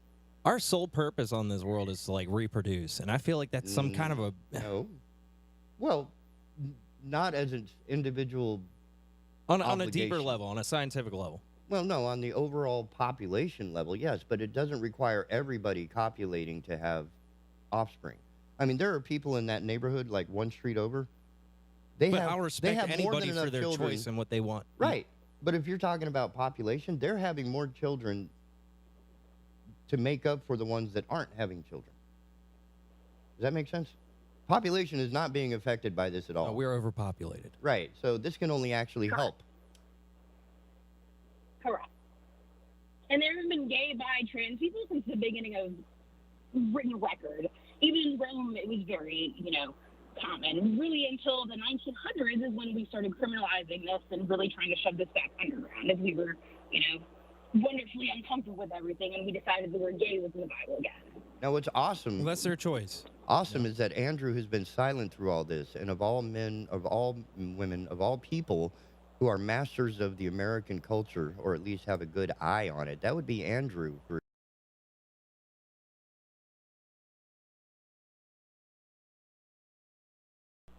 We can get into the deeper levels of this and where it goes, and this is one of those things where just keeping it really at the simplest level works really well, at least in the interaction part of it, not the social media debate or the cultural debate of it, but just in actually dealing with people is just some basic respect. So it's like, if you ask me politely or just tell me, hey, I want to go by this or call me this or whatever, I got no problem throwing you whatever title or pronoun you want to use. It's fine by me as long as it's a respectful thing. I don't want to go out of my way to be rude to somebody. I don't want to, they call it dead naming, where I, use a different name than you want to use. That doesn't bother me a bit. It doesn't cost me anything. If it becomes a thing with some folks where they want to start making you do something to live in their world is where the line starts getting drawn. But just on an interpersonal level, with people in my life that I deal with, whether they're writers or whoever that have those sorts of situations in their lives, it's just a basic respect thing for me. So if they ask me nicely, they talk to me to the best of my ability, I'll just give them whatever it is that they need or they require and go on about my business, because that's 30 seconds out of my life that doesn't cost me anything, and you can make yourself hours and weeks and headaches and problems otherwise. So if you push back, then we can have the deeper conversation, and I'll let you know where the lines are for me. But most of the time, 99% of the time in interpersonal relationships, that's where it stops. Just some basic respect and move along. And I've got more important things to worry about than what your name is. So Jen? as long as you want to be respected a certain way, just tell me. I'll go with it. And Jen, I'm hoping you could hear Amen. that. Yeah, okay. I caught the second half there. He was a little low. Sorry.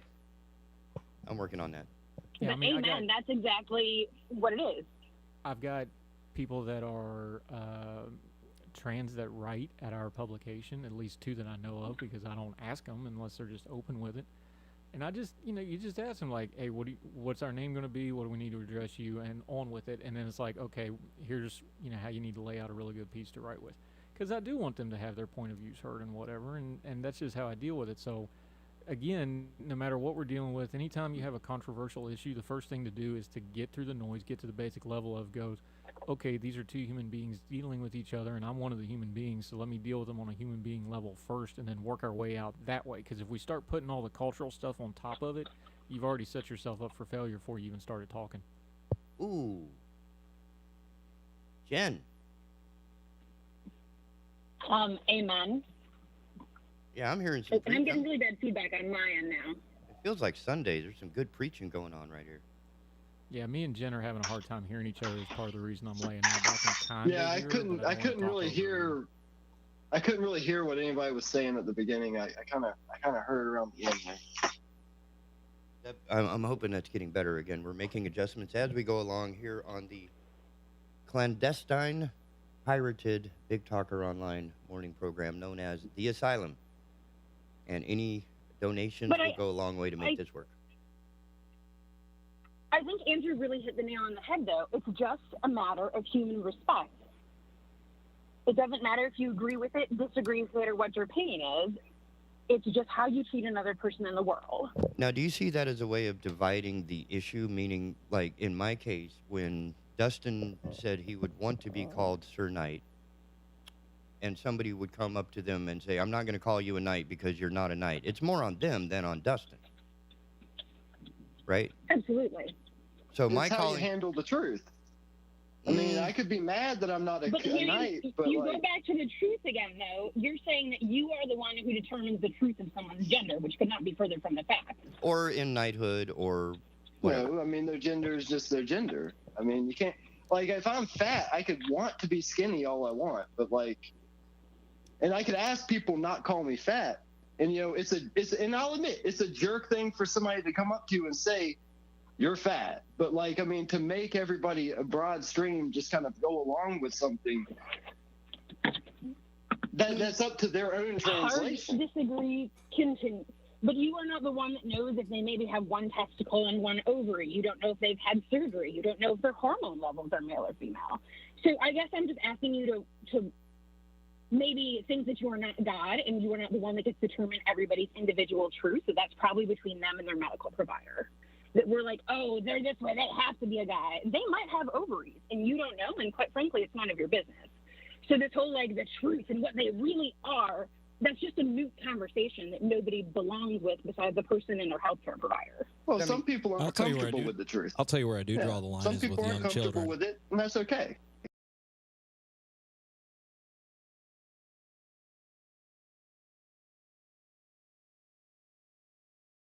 But we don't know. But you're talking about in the grand spectrum of things, having it to be accepted and everything. It's okay if somebody wants to go by whatever they want. That's not what somebody's trying to argue right now. The truth is pretty much just what are. Right. Well, you accept it however you could choose to accept things. If somebody tells you something, and yeah, it would be nice to say, hey, your house looks nice and clean, even though there's stuff all over it and it's dirty. That's up to you. Well, how do you feel about the young kids? If someone has one ovary and one testicle, what do you call them? What is your truth? Nobody's going to check. Nobody's going to check. Well, I mean, you act like everybody's going to check, and I'm trying to be goalkeeper over here. But that's the point. I don't think anybody's supposed to check. I mean, and the thing is, it's more about respect. Nobody should have to get riled up over this. But it's more about. I think the overall point is that it's more about respect. I'm sorry, Andrew. I missed. No, the part about the respect thing is to respect somebody, you're always going to have to give a little something up to get to that point. And that's sort of like So- being socially Yes. adjusted, well If adjusted. you want to use the, you shouldn't go around calling people fat. Yeah, you can call it that, and what happens is we take a broad brush thing, like the bigger debate over this issue, but then we want to apply it to every single individual person, and that's never going to work because there's a spectrum to these things. The individual people have to be taken as individuals, but then we broad brush it under this whole thing of like, well, the extreme of these folks that want to make a major issue or want to make people do things, and we try to broad brush every single person with that stroke, and it just doesn't work that way. So there's different people with different circumstances. So again, you just start with that respect thing of, I don't know what their circumstance is, so unless I really know everything about that individual, I'm not going to take this wider issue and put the entire issue and my issues with that issue and funnel it directly onto the head of this one person, because it's not fair, it's not accurate, and if we're going to talk about truth and stuff, you never find truth by pinpointing on one person out of the 4 billion that are on the planet. It's just never going to work that way. So it's part of the respect thing is you're going to have to give up a little bit of what you think just to give that person enough breathing room to get out what they think first, and then you can kind of go from there. Sorry about that. It's okay. Did you fall over? I knocked my mic over while trying to excitedly get to somebody engaging on Facebook asking a question, which I think is something Todd here was about to ask. Should they be people of these... No, I wasn't going to hit that. No, that wasn't yours? But yeah, no. The question is still out there. Should they be allowed to adopt children? Sure, why not? They're going to provide a kid with a loving home, a good family. Absolutely. As bad as our CPS system is, where states are losing kids and can't even find them, hell yeah, as long as it's a safe home, I don't care who adopts them, because the CPS system is one of the most jacked up things in America. Yeah. And it's an absolute embarrassment. My home state, they've had to ship kids out of state, and they can't even find them now that the state sent out. So if it's a safe home and a clean home, I could care less otherwise, because the adoption situation in this country is abominable. And I've heard horror stories about foster families with kids. Oh, yeah. Not all of them are created equal, yeah. And Jen has some experience in that world. I don't see why Buttigieg and his husband got 2 months off to take care of a baby, they really need for the transportation crisis. Well, yeah, and stuff. That's just they're not taking a maternity leave, It's different. Jen? But yes, they should absolutely be allowed to adopt. Absolutely. Yeah, they should be allowed to adopt. I don't know. I feel very strong for maternity and paternity leave, because apparently none of you have raised a newborn 24 hours a day. It's really not a task that is accomplished with sanity with one person, and it really does help to have two people there for very early in the life. Oh, no, that's true. Yeah, when I had my child, that had nothing to do with that. When we had our child, I got some time very off. Low. We're talking not about done speaking. Very low maternity and paternity rates. Everyone else gets up. Some countries are doing a year, whereas if a woman here takes 6 weeks, we question if our job is still going to be here when we get back. Amen. I was talking about leave for child-rearing is not adoption. made to be a priority here. We're very pro-birth in this country, but once they're born, it's like, screw you. We do very little to support early childhood and early development. Yeah, and Secretary Buttigieg is a horrible example of this, because even with his quote-unquote leave, he's still working remotely. He's well off. He's a high government official. He's always in contact. That's a really bad example for this argument. The people that are working class, even the U.S. military now gives paternity leave to the other partner. I mean, they recognize it, and I'm saying that as somebody who watched a kid be born from a webcam in Iraq. Get it for adoption now too. It's the same thing. You still have an acclimation project, so I don't have a problem with it. I think Secretary Buttigieg's case was a very bad example of that for a whole lot of reasons, plus all the political stuff that got put on it. I understand it's a newborn, be had, yeah. But I mean, 2 months though. I mean, my wife didn't even get that time when she had her child. I mean, it's almost like a status, a class thing. I mean, I can't think of many people that get 2 months. Everybody should be able to get it. Yeah. There's a privilege thing to that, and he's a high government official, and all that. Yeah, so he gets we could all only ever hope to have health care at his level. This is true.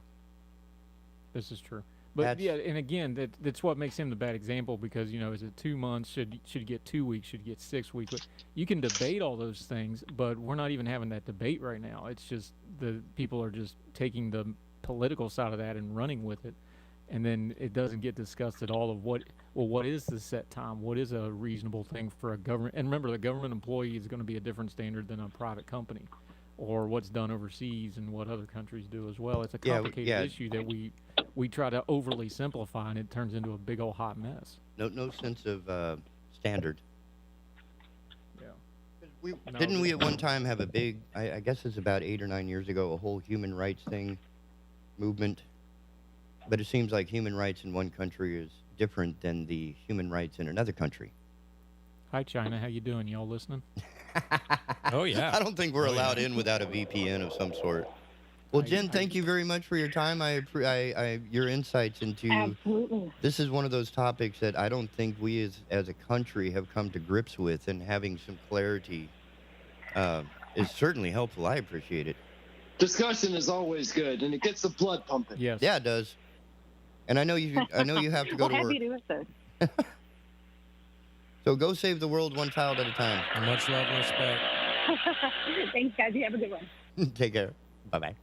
Shout out to the chainsaw guy there. That was good. That was pretty happening. Was that Dustin? Skype, you. No, that was not me. She was going to get a chainsaw to take care of us. No, I think she was being passed by she's a really coming large. after us. I mean, Just like they I've had some came after interviews Dave go bad over the Chappelle. years, but I never had anybody bust out a chainsaw. I know, I said the wrong thing. That was the a mob's message. gonna come after me. That was a message. Guys, this is so much fun. We went 10 minutes over, so if you don't mind, I'm gonna have to take a few spots here. Yeah, go ahead and take some spots, and I got to I've got to head off, guys. I've got to go to work. Okay, well, thank you, guys. And when we come back, we will have another guest, I think, and we'll have some fun. All See you right, in just a minute, guys.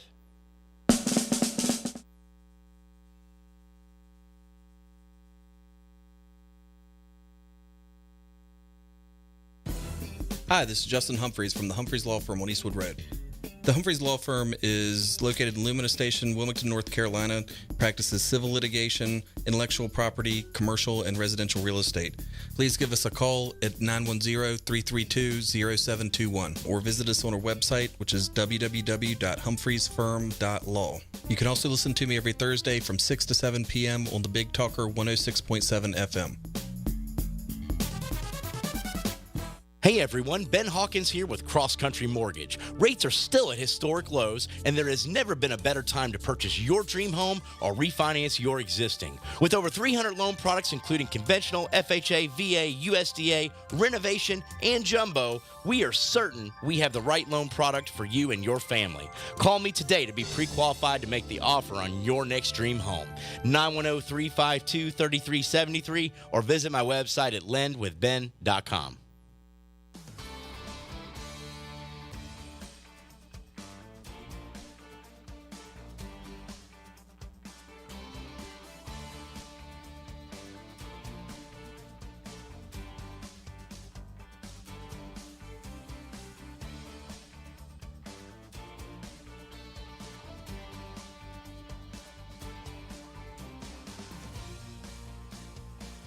Hello, I'm Donna Gregory with WWAY News. A homicide investigation underway in New Hanover County with a father dead and his stepson behind bars. 23-year-old Ryan Tambis has been charged with first-degree murder and is held without bond after being arrested Saturday. Early that evening, New Hanover Sheriff's deputies responded to a house on Jamaica Drive after receiving a 911 call. When Tambis answered the door, deputies noticed blood on his hands and Tambis' 78-year-old stepfather, Raymond MacArthur Hill, on the floor with stab wounds. Hill later died at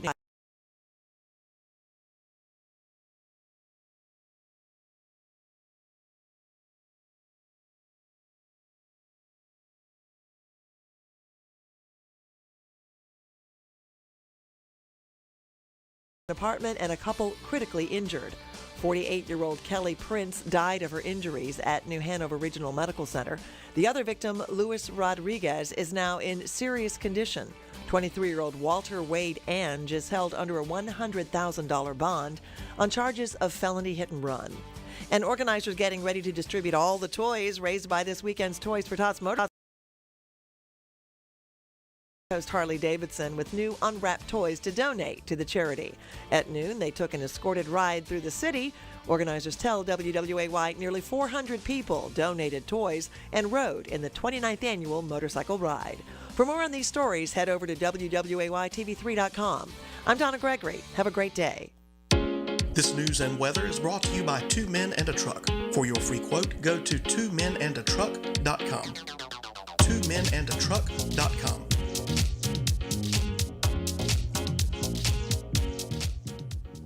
Folks, you know you're all looking for that special gift. Lines are long, traffic is frustrating, supply chains in the news. Just take a deep breath. If you're anywhere near Oak Island, come by Seaside Jewelers, 8801 East Oak Island Drive. Avoid the traffic, the lines, the frustration, and get that extraordinary and special gift. From high-end diamond rings to Larimar, from necklaces to bracelets, watches, and unique jewelry. And you also get one-on-one service with their experienced staff. Great prices now, just in time for the holidays. Come by and check out Seaside Jewelers, 8801 East Oak Island Drive.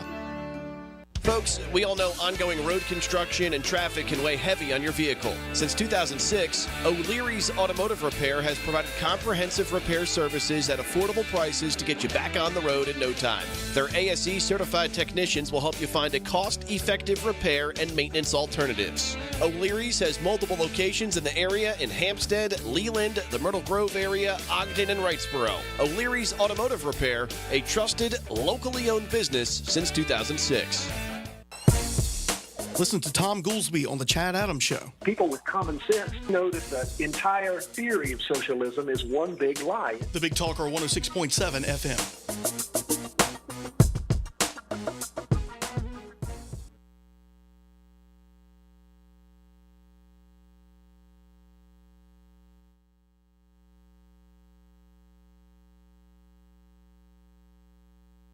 I found it. There it is.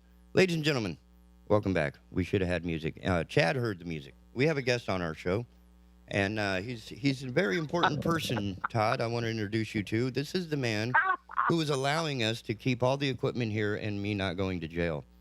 Ladies and gentlemen, Mr. Chad Adams, president of Red Wolf Broadcasting, and I guess the CEO of the Big Talker Online, even though I hijacked and stole all the equipment. How you doing, Chad? Good morning. I'm good. I am fantastic. Morning to all of you guys. I tell you what, I would love to claim credit for even 0.1% of what you guys have been up to. But a special congratulations. Because TK had the wherewithal and the drive and ethic to keep things going in this interim period, and to convince me, hey, I thought it was a good idea about a year ago or a little less. And then TK kind of let that percolate like really good coffee to the point that it became the manifestation of a vision he's had. And then to keep this going, while we are on this hiatus and rethinking a lot of things, and to just keep things rolling. So a real big hat tip to all of you guys that are making, continuing to keep the broadcast in some format and grow it and refine it and make it better, so that when we do come out probably in January or late December, that we just really have a strong product. So you guys are just fantastic and very much appreciated. Well, I apologize if we lost a number of listeners. Apparently the asylum is not for everybody, but I think that's by choice. But we have been bringing in new listeners, which I think is fun. We have the entire Dustin family, the genealogy that is Dustin, who was on earlier. I don't know if you caught any of his. Hopefully we didn't. And I don't know if you caught your friend. You know what? The woman who introduced you and I the second time. The first time it was Mr. Combs. Jen was on our program just recently, just before you, in fact. Wow. And we were tackling Well, that's fantastic. Yeah, we were tackling the subject of the transgender pronouns and such. How's that? We're trying to advance the program here, We're trying to legitimize the Big Talker Asylum. I'm still a little bit triggered by that. I would trying to calm down. I would be more inclined to win a Nobel Prize in tree grafting than I would be to understand the intricacies of correct pronouns in the age of wokeism. So there's no doubt. I don't even think the people who think they understand the new pronoun utilization and the reformation of the English language in the 2020s would several documents he had. So, yeah, good luck with that one. I'm sure you solved it all. We did. In fact, Dustin, Sir. He will be Sir Knight. That's it. It's Sir Knight.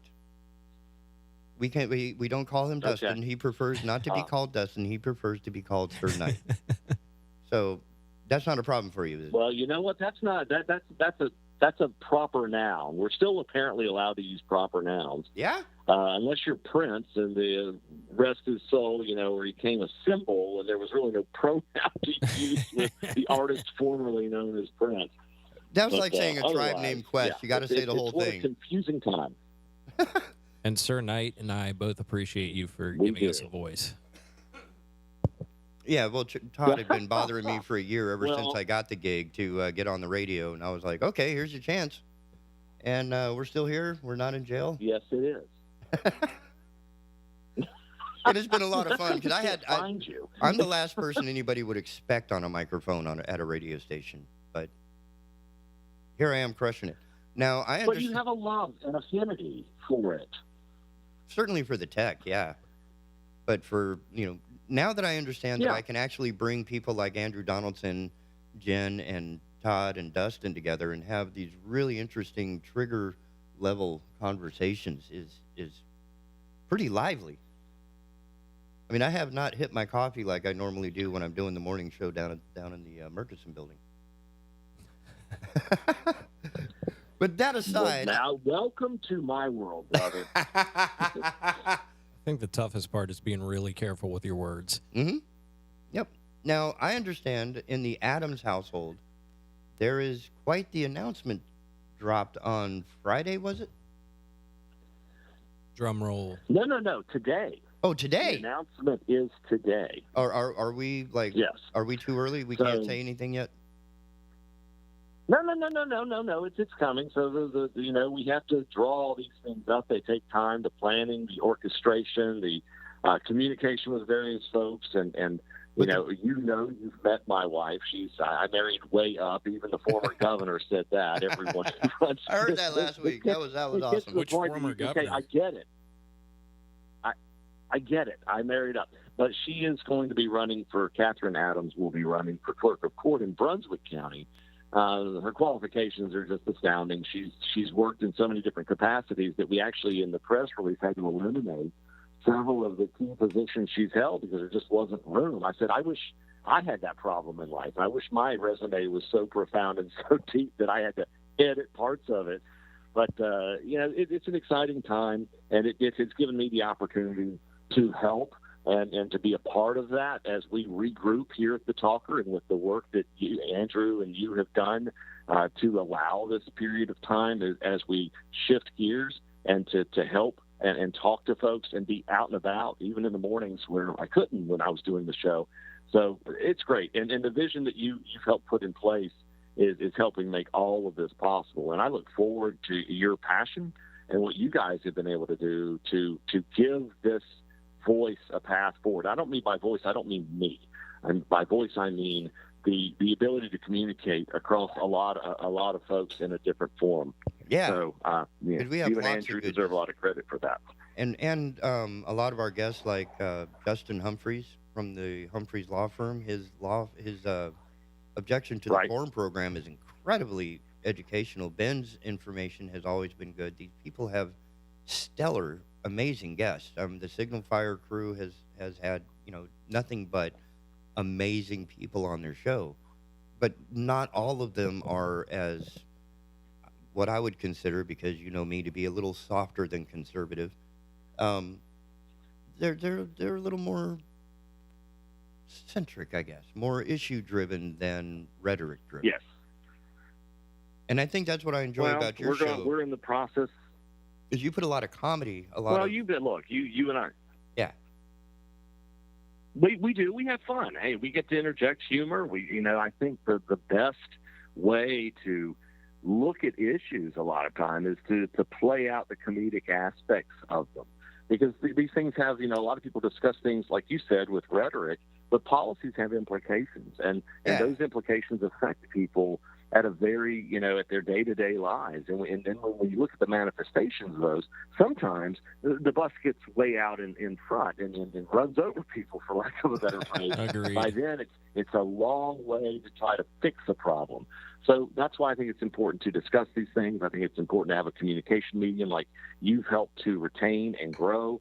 And we're going to do that, and we're going to rebrand, and we're going to bring something new and bold into the marketplace and do it in a 21st century way with your acumen and the acumen of those around you. So appreciate what, again, it sounds like I'm just, voting for TK and Andrew, but what we're really trying to do is just showcase the remarkable ability to move this into a new realm and what's going on there. It's a huge world, and now that we can connect to all of it at once, it's, taking advantage of that. And because Andrew's not even here, I remember he has to get up at like 3 a.m. to come into the station to do the morning show. And now he's delivering a show from his home office, which I think is a corner of his bedroom, and producing the entire show and emailing it to me overnight. So each morning I have a fresh. The new show is called Heard Tell, and I don't know if you've heard it yet, but I highly recommend it. It is his style of delivery is just absolutely just so much fun. It's so much fun. Now, well, again, the creativity is limitless. We have limits. To you've been up and running. How many unread emails emails? Run into have. And again, a lot of people I run into, constantly say, "Hey, what are you guys doing? You need to get back on the air." And it's because they know what you're doing, so they know that we've continued, but they didn't. They want this to grow, and so thanks to you, it will, and we'll be moving that forward soon. But I appreciate the opportunity to even call in and be a part of your show. So, hey, congratulations. Thanks for not arresting me. I can't find you. How can I arrest you? I can't find you. That's why we split to Holly Ridge. Okay, now I have it closer. I get my CSI crew, and now we've got it dialed in a little closer. You get a hint every morning, so you have to listen to the Asylum to get a hint to get a little closer to where we are. That's right. But TK, thanks for the opportunity. Hey, thanks for calling in. I appreciate it. We'll be talking a lot more and more regularly. We will. You got it, buddy. Take care. See you soon. Take care. Guys, it's bottom of the hour, and we're going to take a bit of a news break here. And when we come back, Todd and I will, I guess, make up stuff. What do you think? Let's do it.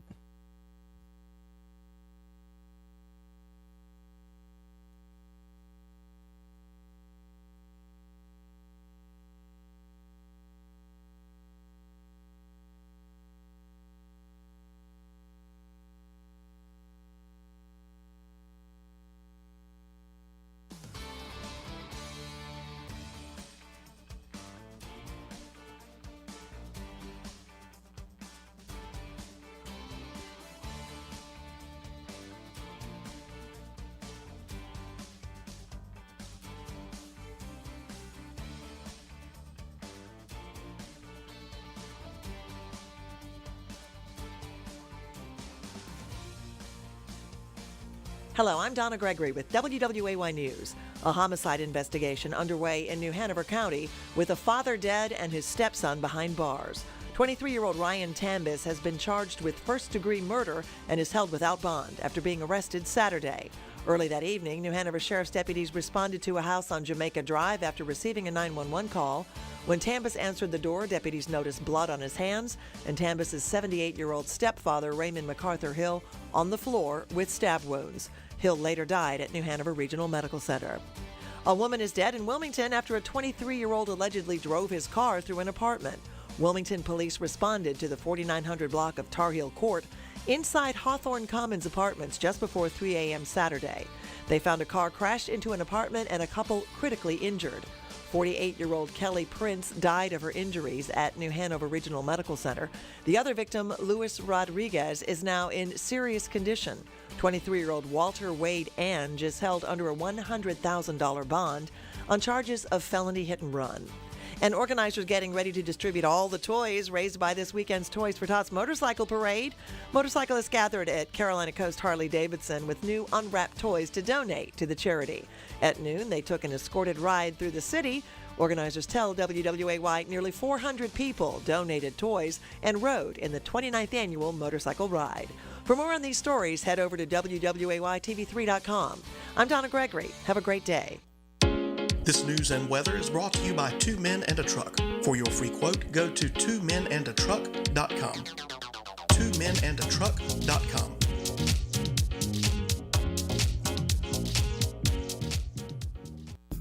Hi, this is Justin Humphreys from the Humphreys Law Firm on Eastwood Road. Tune in Thursdays from 6 to 7 p.m. for Objection to the Form, covering civil litigation, real estate issues, and intellectual property. That's Objection to the Form, Thursdays 6 to 7 p.m. right here on the Big Talker 106.7 FM. On a scale of 1 to 5, how much do you enjoy working out? Like most, you probably said 1 or 2. What if there was a place where you could go not only to get a great workout, but enjoy doing it? At Full Circle Fitness, our members look forward to coming in. Not only do they get a great workout, but they have fun doing it. Our coaches will guide you through a safe, effective workout tailored to you and your level of ability. Get started today. Full Circle Fitness, 910-399-8350. Listen to Tom Goolsby on The Chad Adams Show. People with common sense know that the entire theory of socialism is one big lie. The Big Talker 106.7 FM. I'm K.O. Davis from K.O.'s Coast to Coast Tree, and I want to be your tree man. When your trees need cut, 2 letters to know. One is a K, the other is an O. K.O. Tree man. Proper trimming is the most important thing that you can do, so don't just hire anybody to do it. You need someone that knows what they're doing. K.O. Call the professionals at K.O.'s Coast to Coast Tree and visit KOTrees.com.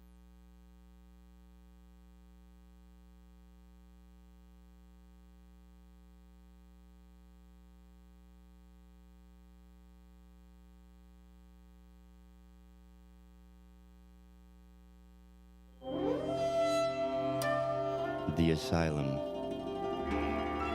in the morning. How you doing, Todd? I'm doing. How you doing? We got a half hour left, and all our friends have also left. All of our friends? It's just you and me, man. It is. Dustin hung up. Chad went away. Jen went to work, and Andrew, I think, is on the air himself. Oh. With another media outlet. That man is quite popular. So what do you think of Christmas? Christmas? Yeah, what about the other holidays? What do you mean? Well, there's Hanukkah, there's Kwanzaa, Sure. there's all kinds of them. Those are the only 3 primaries that make enough money for me to know about them. Yeah, celebrate what you want. Believe in what you want to believe in. Vote how you want to vote. That's your God-given right. And we should refer to him now forever as Sir Knight. Absolutely, man. And I'll tell you, too, man, I don't hate transgender people. Should I start I'm not calling you against Sinister? it. If you want, that's my online thing. I know, but which one do you prefer? That's the important thing. Which one do you prefer? Now I'm getting older. I'm Mr. Sinister. Okay. Mr. Sinister it is. But, you know, it's... So we're going to have Mr. Sinister, Sir Knight, and TK in the asylum in the morning. In the last 5 years, this whole pronouns thing, it's all new to me, man. It is. It's new to me, and I'm a hell of a lot older than you. And I am going to slip up. Yeah. And that would be my request, is if I do, please don't. Like, if I accidentally call your Honda a Ford, I probably mean it. No, like I said with the whole dude thing. Yeah, just I am a relax. Surfer, beach, I say dude a lot. And I use it as a gender-neutral term. And it should be. And it triggers Everything's people. dude. The door is I a have dude. triggered people. Like when the door catches on my pants, I yell at the door, dude, really? So it's not only it's object neutral. And can I give you an example of triggering people? Like dogs. Like if a dog comes nipping at me, I'm like, dude, what? You know, dude, everything's dude. Can I give you an example of triggering people at work? This work? happened about 3 years ago. I Okay. had a band come from New York City. Okay, They played that's- at the Calico Room. Oh, well, that's... And I've worked with this band several times. and they've never had a sound engineer work with them. Now I say sound engineer, but at the time, it's very common to say sound guy, right? Right. Okay. So the band got off there, walked into the venue. I said, "Hey, I'm Todd," reintroduced myself. And I said, "Hey, so you guys have a sound guy?" And I heard a girl coming from off the bus screaming. She goes, "Please tell me I have not been in the South for 5 minutes and somebody is already assuming my gender." I was like, oh, my God. Is this going to be one of these days? And she got so mad. She goes, "I am a sound engineer, sound woman." It's like, well, I didn't mean to offend anybody, but... Right, and I get that, because it's like you're stunned. You're just completely overwhelmed, like being hit. 98% of my gigs, it's been sound guys. There are women and even then, it's like sound guys. There are women that do sound, and they're pretty damn good. I mean, sound dude is a little weird. And in the generic term, now this is something I was wondering. Like, sound guy. If you look at other languages, specifically Latino is the one I know best.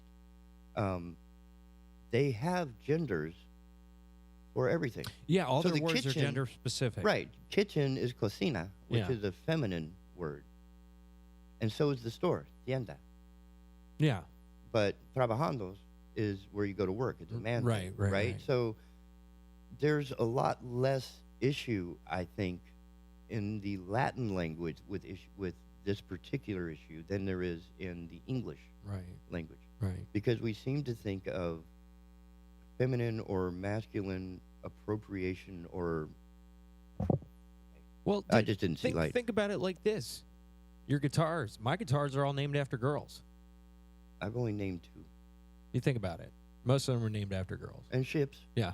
And ships. But ships are named cars, after most girls of my cars. mostly. And cars, yeah. Or, now, and what's interesting, now, a friend of mine did name his car Curtis. That's weird. But it was a she. Huh. Because the car is a her. But the name for that car was Curtis. Right. How does that work with you? I don't know. That car identified as a woman, but had a man's name. I mean, you got to be triggered. I'll respect it. I'll call your and car. It's probably faster I'll call than your yours. car whatever you want me to call your car. Just like I'll call you whatever you want to be called. Just don't yell at me. I just don't want to turn on Star Wars and have to hear about a transgender, like why not? Why not? Who cares? Why not? How about give me more curious. interesting now I gotta know. stories? How about give me more interesting stories than about a transgender Jedi? Well, if you took... Now, wait a minute. I got to take a moment. Come on. And this is it's being forced. Hang on. This is the Jen moment. That's where we are now being introduced... super woke world stop. we live in. You're not allowing the opportunity for the director to put you in the shoes of somebody who has faced this type of... I'm triggered, man. Abuse and I'm consternation for decades, centuries, generations. And now you have the opportunity to empathize with this character, and you refuse to. Your trigger is so much on your side that you can't even accept that character in the movie. Star Wars upsets me, man. Now it does. Very protective over it. And Mace over here about to rip into you. Speaking of which, we just got a message here. It isn't about making us more sensitive. It's about making us more illiterate. I'm not sure what that's in referral to, but earlier... Do elaborate. I'm not sure. That's from Miss Owens. Apparently, I did not know this. You should know this. What? Dustin's grandmother is going in for a heart catheter today. Oh. So we need to send some vibes out there. Definitely in my prayers. When that popped up, it's like, well, recovery for you. So much for the humor. Yeah. Now, the only reason why everybody's... If it's his grandmother that lives here, I've met her. She's a really cool lady. And it's probably the only reason why everybody wants her to be okay is because Christmas food is not going to be as good without her. So come back and feed your family, okay? Step on up out of there and get that Christmas goose going. And you got to appreciate the energy and lights. Get it? Energy and lights. Dustin, Sir Knight, as put in. Sir Knight. I didn't get the rest of it. I only caught the Sir Knight. He was a knight part. at his wedding, I'm pretty sure. Oh, I bet he was pretty drunk at his wedding. Man, that was about Dead the worst silence. move I did to him as a friend was I wasn't at his wedding. Ooh. Yeah, I've always felt bad about it. Oh, man. And it was at a time. Was it a gig? Well, yeah, it was at a time at Ziggy's when I was fighting for my job, man. And it's like. And how'd that go? Well, I'm still in the industry. I was. Yeah, but new how onto it. are those Ziggy's gigs going? Well, yeah. Still. I've always felt It horrible. was about $100. that. I get it. But Dustin, if you're listening, I'm sorry. He rues the day. Yeah. Still. Which is a good sign. If I could turn back time, though, I would have definitely slapped myself. I hate it when people take good terms and turn them into bad songs. I was afraid about somebody coming into Ziggy's and taking my job at the time. Just being honest. He left. There was a Actually, I used to fight with somebody that was trying to take my. Well, he wasn't really taking. We were fighting for shifts, and I used to hate the guy, and now I'm working for him. And now we're best buddies. Well, it's a lot cooler now that I'm not fighting for my job. Yeah, it is good to have work, especially now that we can do work. Yeah. I mean, my PA system forgot who I was. He just hired me for Wednesday, which is great, but guess what I'm doing? Lugging. A mail review. Oh! Now I'm not in the mail review. I got to be the sound and lighting for the mail review, which that's epic. That is everybody's epic. like, "Oh man, there's a ton of ladies there. You should love that." No, I don't. Yeah, I don't love any minute of it. The last time we had one, 'Cause there was it's seldom I had do to hot clean up. people go to a review of any type. So if it's a male review, it's not the hot women that are going, and if it's a girl review, it's not the hot guys that are going. Yeah, that's just not what it's there for. It's to not give my cup it's to of give tea. the ugly people like me something to look at. But it's and money. Pretend. But it's money. It And, is, Yeah, it is. Oh, if yeah. anybody wants to go to a mail review, it's going to be at Hooligans in Hooligans. Jacksonville. That's appropriate. That whole thing is appropriately named. Come watch me bang my head against the table for 3 hours. Now, who's in charge of the set list for this gig? The playlist. They just hand me a line left and right. And you know the deal. It's Raining Men and Holding Out for a Hero and what's the cowboy song? I have no My idea. Pony, My Little Pony? Jump on it. The song from Magic Mike. Never saw it. I haven't seen Magic Mike either, but it was insanely popular 4 years ago, 5 years ago. I That's don't know. just not a good commentary on. It's the our same. current It's the social same thing. situation. Yeah. Yeah. Okay. Ooh, I'm glad I'm not in. I'd much rather have Power Man 5000. Yeah, me too. But you know, hey, it's money. But it's gonna. Well, is it gonna be as loud as a Guar? Oh my God, no. What's the loudest? Did you work the Guar show? Yeah, I Oh, snuck my into God. that as I was doing Butcher Babies, the It was opening act. painful. Guar brings in tanks of their Stuff. fake blood. Just What was really tons funny- of CO2 tanks and their entire freaking wardrobe, and all of these masks stink. There's right, no 'cause they've way been that wearing them for like they've been 15 wearing them years. for the whole tour. Oh, they've been wearing them for years. So they man. open the trailer and you just go. It's a Oh God, aromatic. And you're just carrying. Oh my God. And these things are huge. Yeah. They're like 5 foot wide. And then you have a nice clean venue and they just spray stuff everywhere. And now I think the favorite it all part has for to me, be cleaned up. They don't clean it up. Oh, They're no, just no, like, no, here, no. just pay somebody from your venue to clean up what we're about to screw up. So when I saw that show, right, because I was there for Butcher Babies doing interviews and taking pictures because they were on tour with them.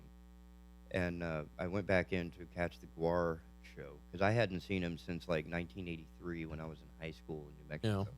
And they were on a massive stage. Yeah. So now I see the same characters on the stage down at Muse, or was it the Toilet or Throne at the time? They played at Ziggy's, they played at the Throne, and they played at the Muse. They So played there they 3 were all times, I so think. close together Yeah. that the illusion that their masks and Oh, yeah, it was costumes a create, small stage. that when their heads, they were so close together that the foam rubber that makes those masks were deforming. And it looked comical at that point because the guy's big old horns are meant to be all Yeah. satanic, and then they bend like a plushie. Yeah, It they were was deer antler. it was hilarious. Yeah. I'm I like, think you I saw guys the look, video of that. now it looks comedic. This is the type of fun, but that took shock rock like Kiss and Alice Cooper to a whole new level back in the day. Yeah, sure did. Because nobody did stuff like that then. I mean, that's... No. And they are still doing it. And they are probably all individual AARP card-holding Americans. Their music is terrible, though. Well, you go for it's the not stage about show. the music. Yeah. Yeah, you're there for the blood. It's like the Gallagher show. Oh, Gallagher was so cool to work with. He's a really nice guy. Or wait, am I the smashing the dude who... Yeah, he's the guy that smashes watermelons. He taught Okay. me how to cut a watermelon and everything, man. He was Yeah. a really nice guy. Yeah. I mean, it's not that he's funny, but you go there to get splattered with watermelon and tomatoes and everything else. Being a nice guy doesn't make you funny. Yeah. But, I mean, look at me. I'll I'm tell not you a nice what, guy. man. When he came, there was some crazy guy, and he kept being like really weird to Gallagher. I remember. Oh man, what was his name? Sam Kinison? I wish Dustin was on, man. We're gonna have to talk about Sir that. Knight. Remind me to tell Sir Knight tomorrow that we got to bring up Gallagher. That just sounds like too much fun. No, there was a psychopath. Like I thought I had to get security on him. Okay. And then he called our security like Christian white supremacist or something like that. Crazy. I'll get you the whole article. I'll get everything. Now, quick left turn. What is your favorite Christmas song? My favorite Christmas song? Yeah. Your favorite holiday song. It doesn't have to be My go-to Christmas. is there's a South Park Christmas album. That's my favorite. Oh, I haven't caught that yet. I've only caught a couple of the tunes from the show. It's pretty sacrilegious, but it's hilarious. Oh, those are the best. Like Christmas with the Devil from Spinal Tap's second album. And then That's Aqua awesome. Teen Hunger Force has a Christmas album too, and that's one of Really? my favorites. Yeah, I listen to both of those every year. Okay.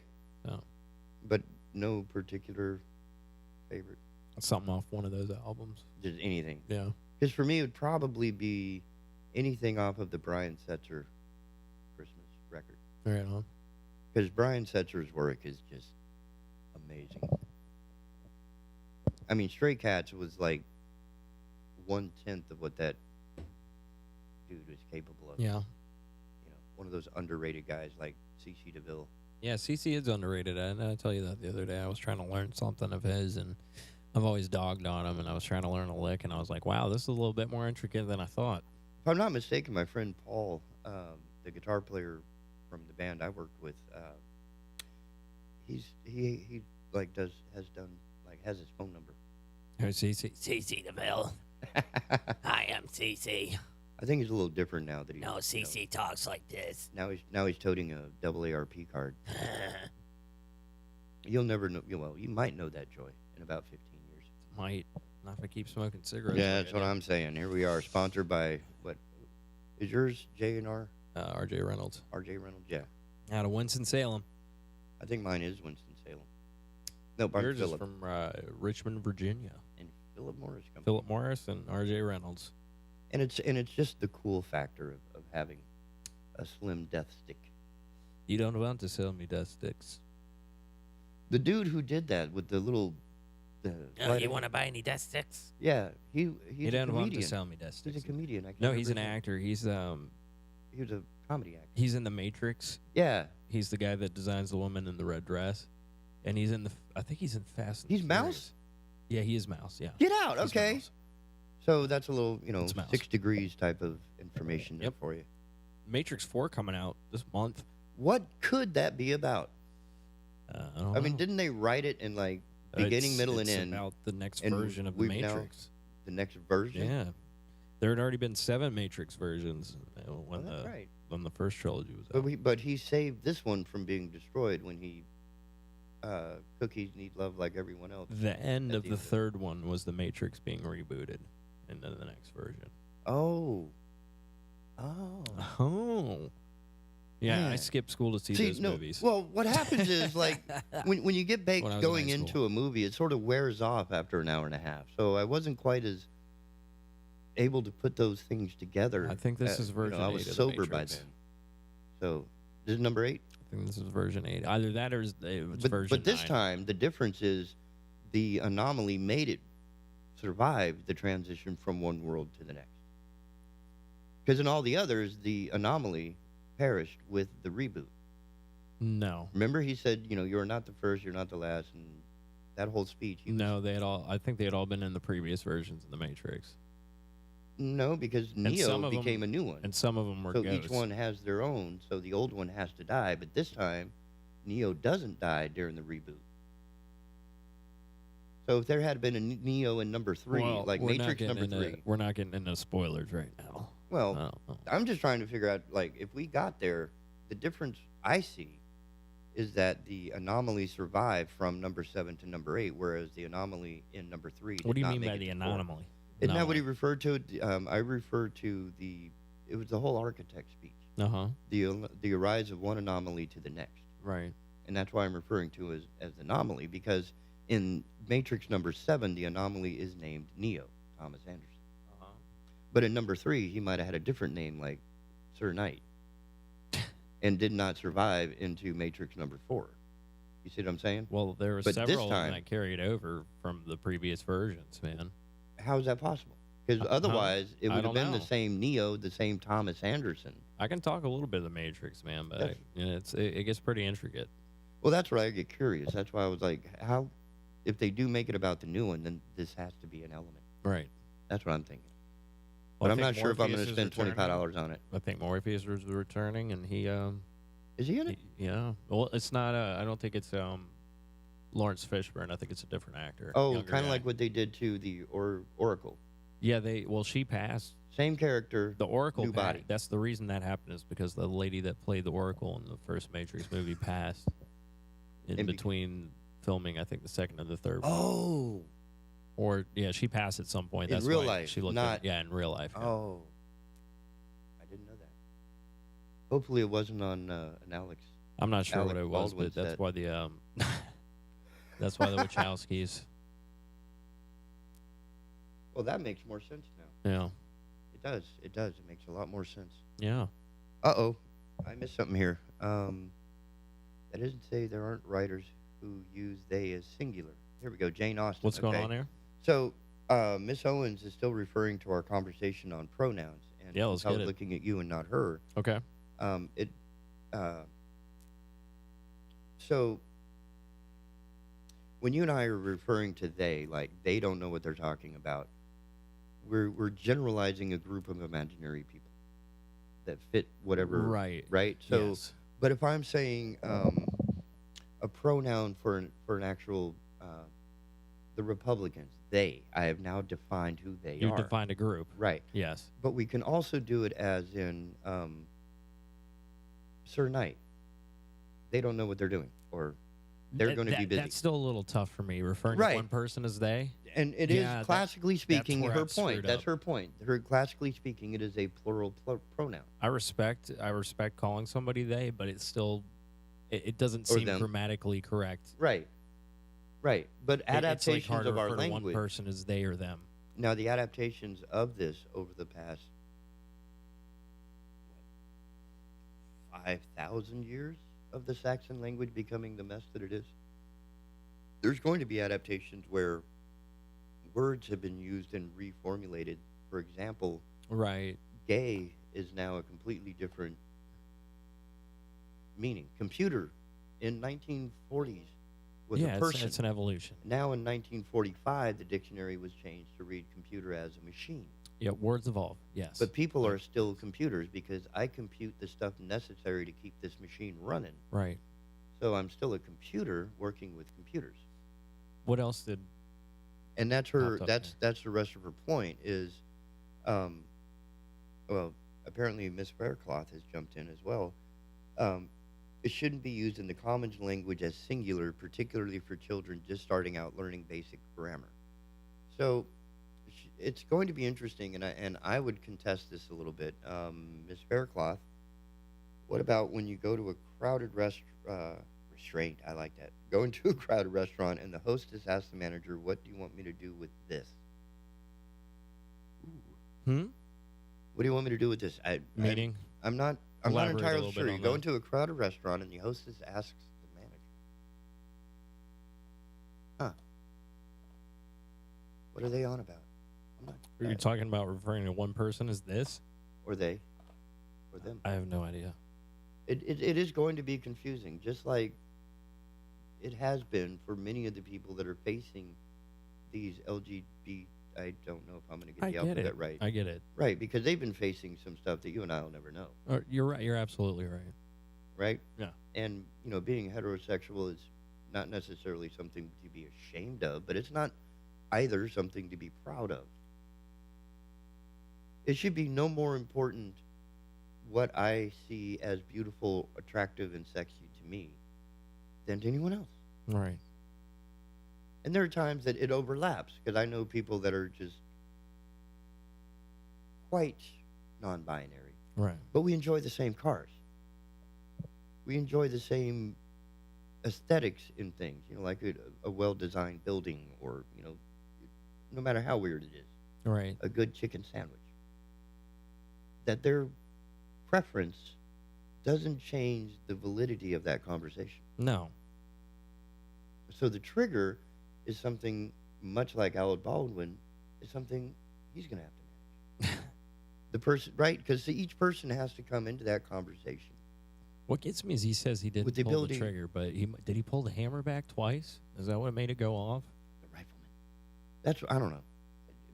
But the point being that when having these conversations, I don't think it's necessary to start the conversation with, "Hi, I'm gay liberal," or "I'm staunch Republican Christian born again." That's just not necessary. It doesn't matter to me. Right. It really doesn't. Really? You believe what you want to believe in. But you don't necessarily need to carry it as a spear into somebody's eyeball. Right. Right? Now, I can get, and there are times I have to giggle when I see people with T-shirts that say for them what we don't. Oh, Miss Faircloth was referred to as this. It triggered her, I guess. Did it trigger you? Is that what happened? What do you want me to do with this? They were calling. They were saying this. Okay. Now wait a minute. So if you're being a Karen and you're with a group of people, then you're a situation. You're no longer a person. You have become a situation. What do you want me to do with this situation? Maybe that was it. I don't know. Of course, I'm implying that Miss Faircloth was in a different situation, because she may not be a Karen. Right. But I wish these people would call in. Yeah, I mean the It's phone. clear on the live you chat. can't miss the phone number. I mean, we're about to end. We're about to hit 10 o'clock, but Yep. But the issue hasn't changed. It hasn't gone away. No. It's the same as it ever was.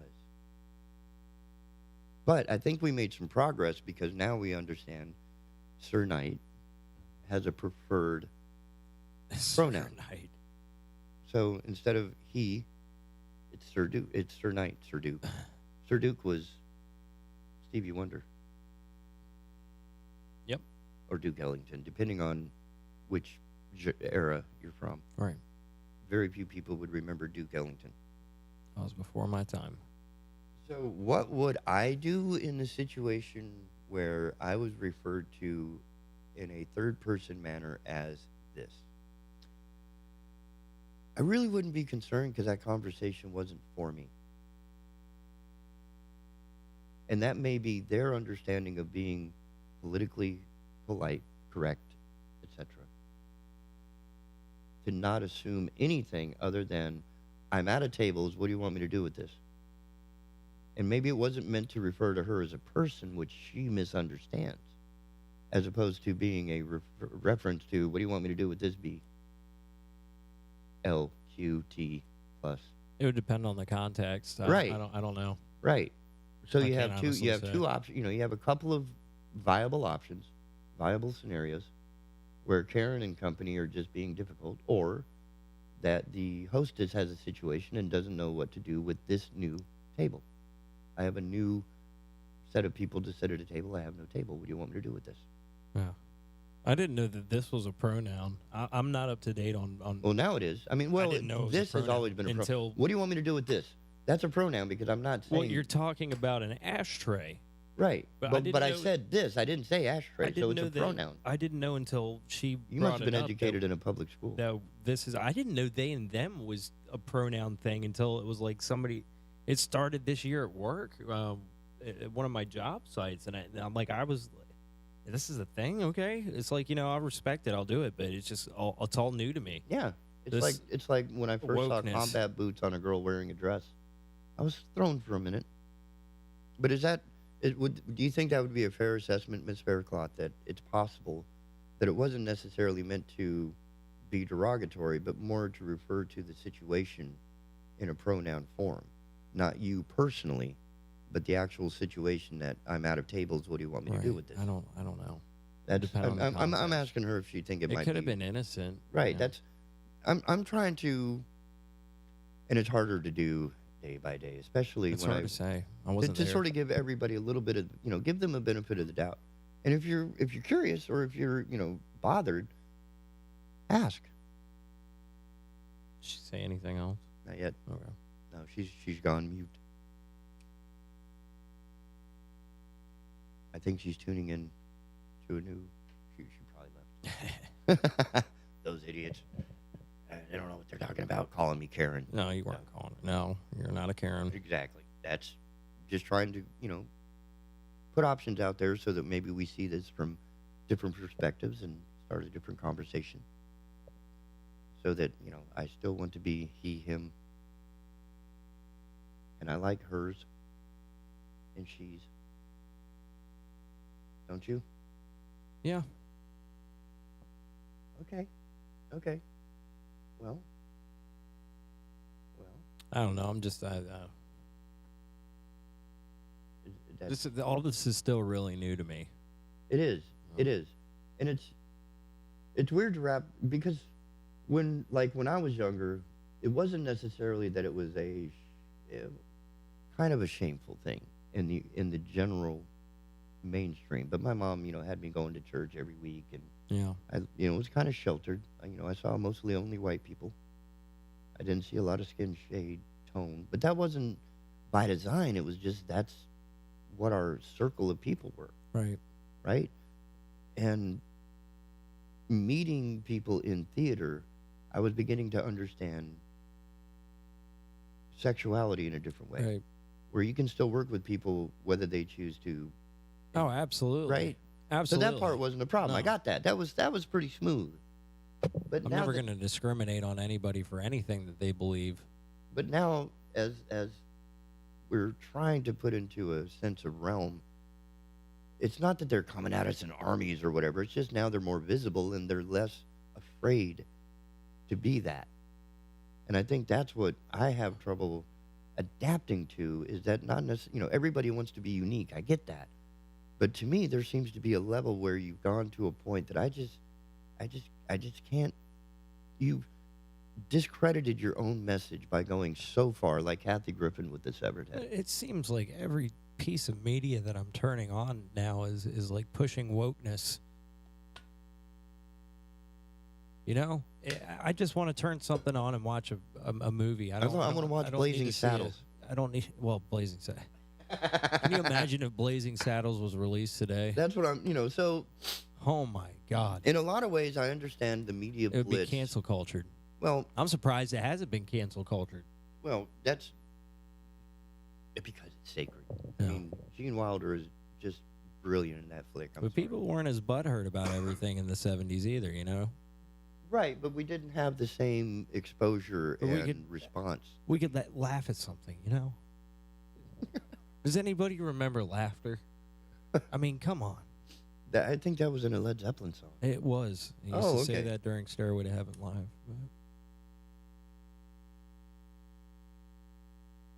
Well, thanks for the conversation. Yeah. I'm glad you made it this morning. Yep. You will not be here tomorrow. I might be on the phone with you tomorrow, depending on what time I have to work with Breaking Benjamin, which should be a great show. Nice. Is that an early morning load-in or what? It might be. I don't know. How big is their shit? They're coming acoustic. I'm not sure, but well, then why the hell do you need a 5 o'clock, 6 o'clock load-in? I have no idea. Wow. Are they expecting you to cook them omelets or something when they get there? They're probably going to make me move barricades and a bunch of other stuff. You know how these things go. You have to repaint the floor. But Breaking Benjamin's one of my favorite bands. I'm looking forward to it. Now, when they come acoustic, are they just 2 or 3 people like Sean did? No, it's the full band. It's kind of like a MTV Unplugged. It's full really cool. Unplugged. Yeah. And they bring a full set, like their own set design. They got a lot of production. Yeah. Okay. For an acoustic show. Yeah. Johnny and I play acoustic. Well, it's full band acoustic. We are a full band. I play bass. Well, it's not two people. It's a full band. No. That's just seems like overkill. That's cool. Yeah. But it is one of the better bands out there playing, certainly. Yeah. I mean, I don't know if it's my favorite, but They're it's good definitely, band. I would much rather do them than a lot of the others that I've been, that you and I have worked together and independently. And like I said, I worked with Cooper Greer this weekend. He's a country Where was that artist. at? Was that also it was in Hooligans? It was in Greenville, but he's a country artist starting out and definitely worth checking out. It's Cooper Greer. I think he's on Spotify. Reader? Greer. Greer. Greer, okay. Yeah. Not the German spelling, which is Grier. No. Grier. I feel like the kid's gonna blow up though, man. Yeah. In a good way. Yeah. Nice. So is he on a tour of some sort? Or? He's nice. Just starting out, man. Like, is he local to the area and He's local to, I think he lives around Greenville. Oh, okay. So he just popped up and opened for them. But I mixed him in Jacksonville. And So you're going to have to talk to John over at Hooligans to get him in there. Johnny's already had him in at Hooligans. You're going to have to do That's it where I again. met them. Yeah, absolutely. Oh, I think he's thought talking about oh, having so them come you back. so you'd done them before and then Yeah, you got yeah, to do yeah. them in Green. Okay, Yeah, now yeah. I'm with you. Now I'm with you. Well, ladies and gentlemen, we're running late again as usual, and I really appreciate your support. Please go to the website. Please go to the website. I need.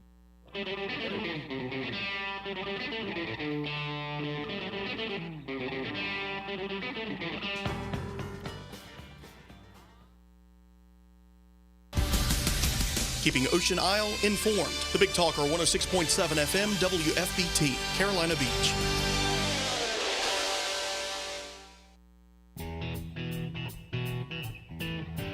Well, hey, y'all, it's Holly Brewer. And Amy Ludwig. And Kristen Ludwig. From Just Think, the podcast. The podcast where we don't want to tell you what to think, we just challenge you to do it. We're happy to have some of our episodes featured right here on 106.7 The Big Talker on Saturdays at 11 a.m. So we hope you join us in the conversation and most importantly, just think.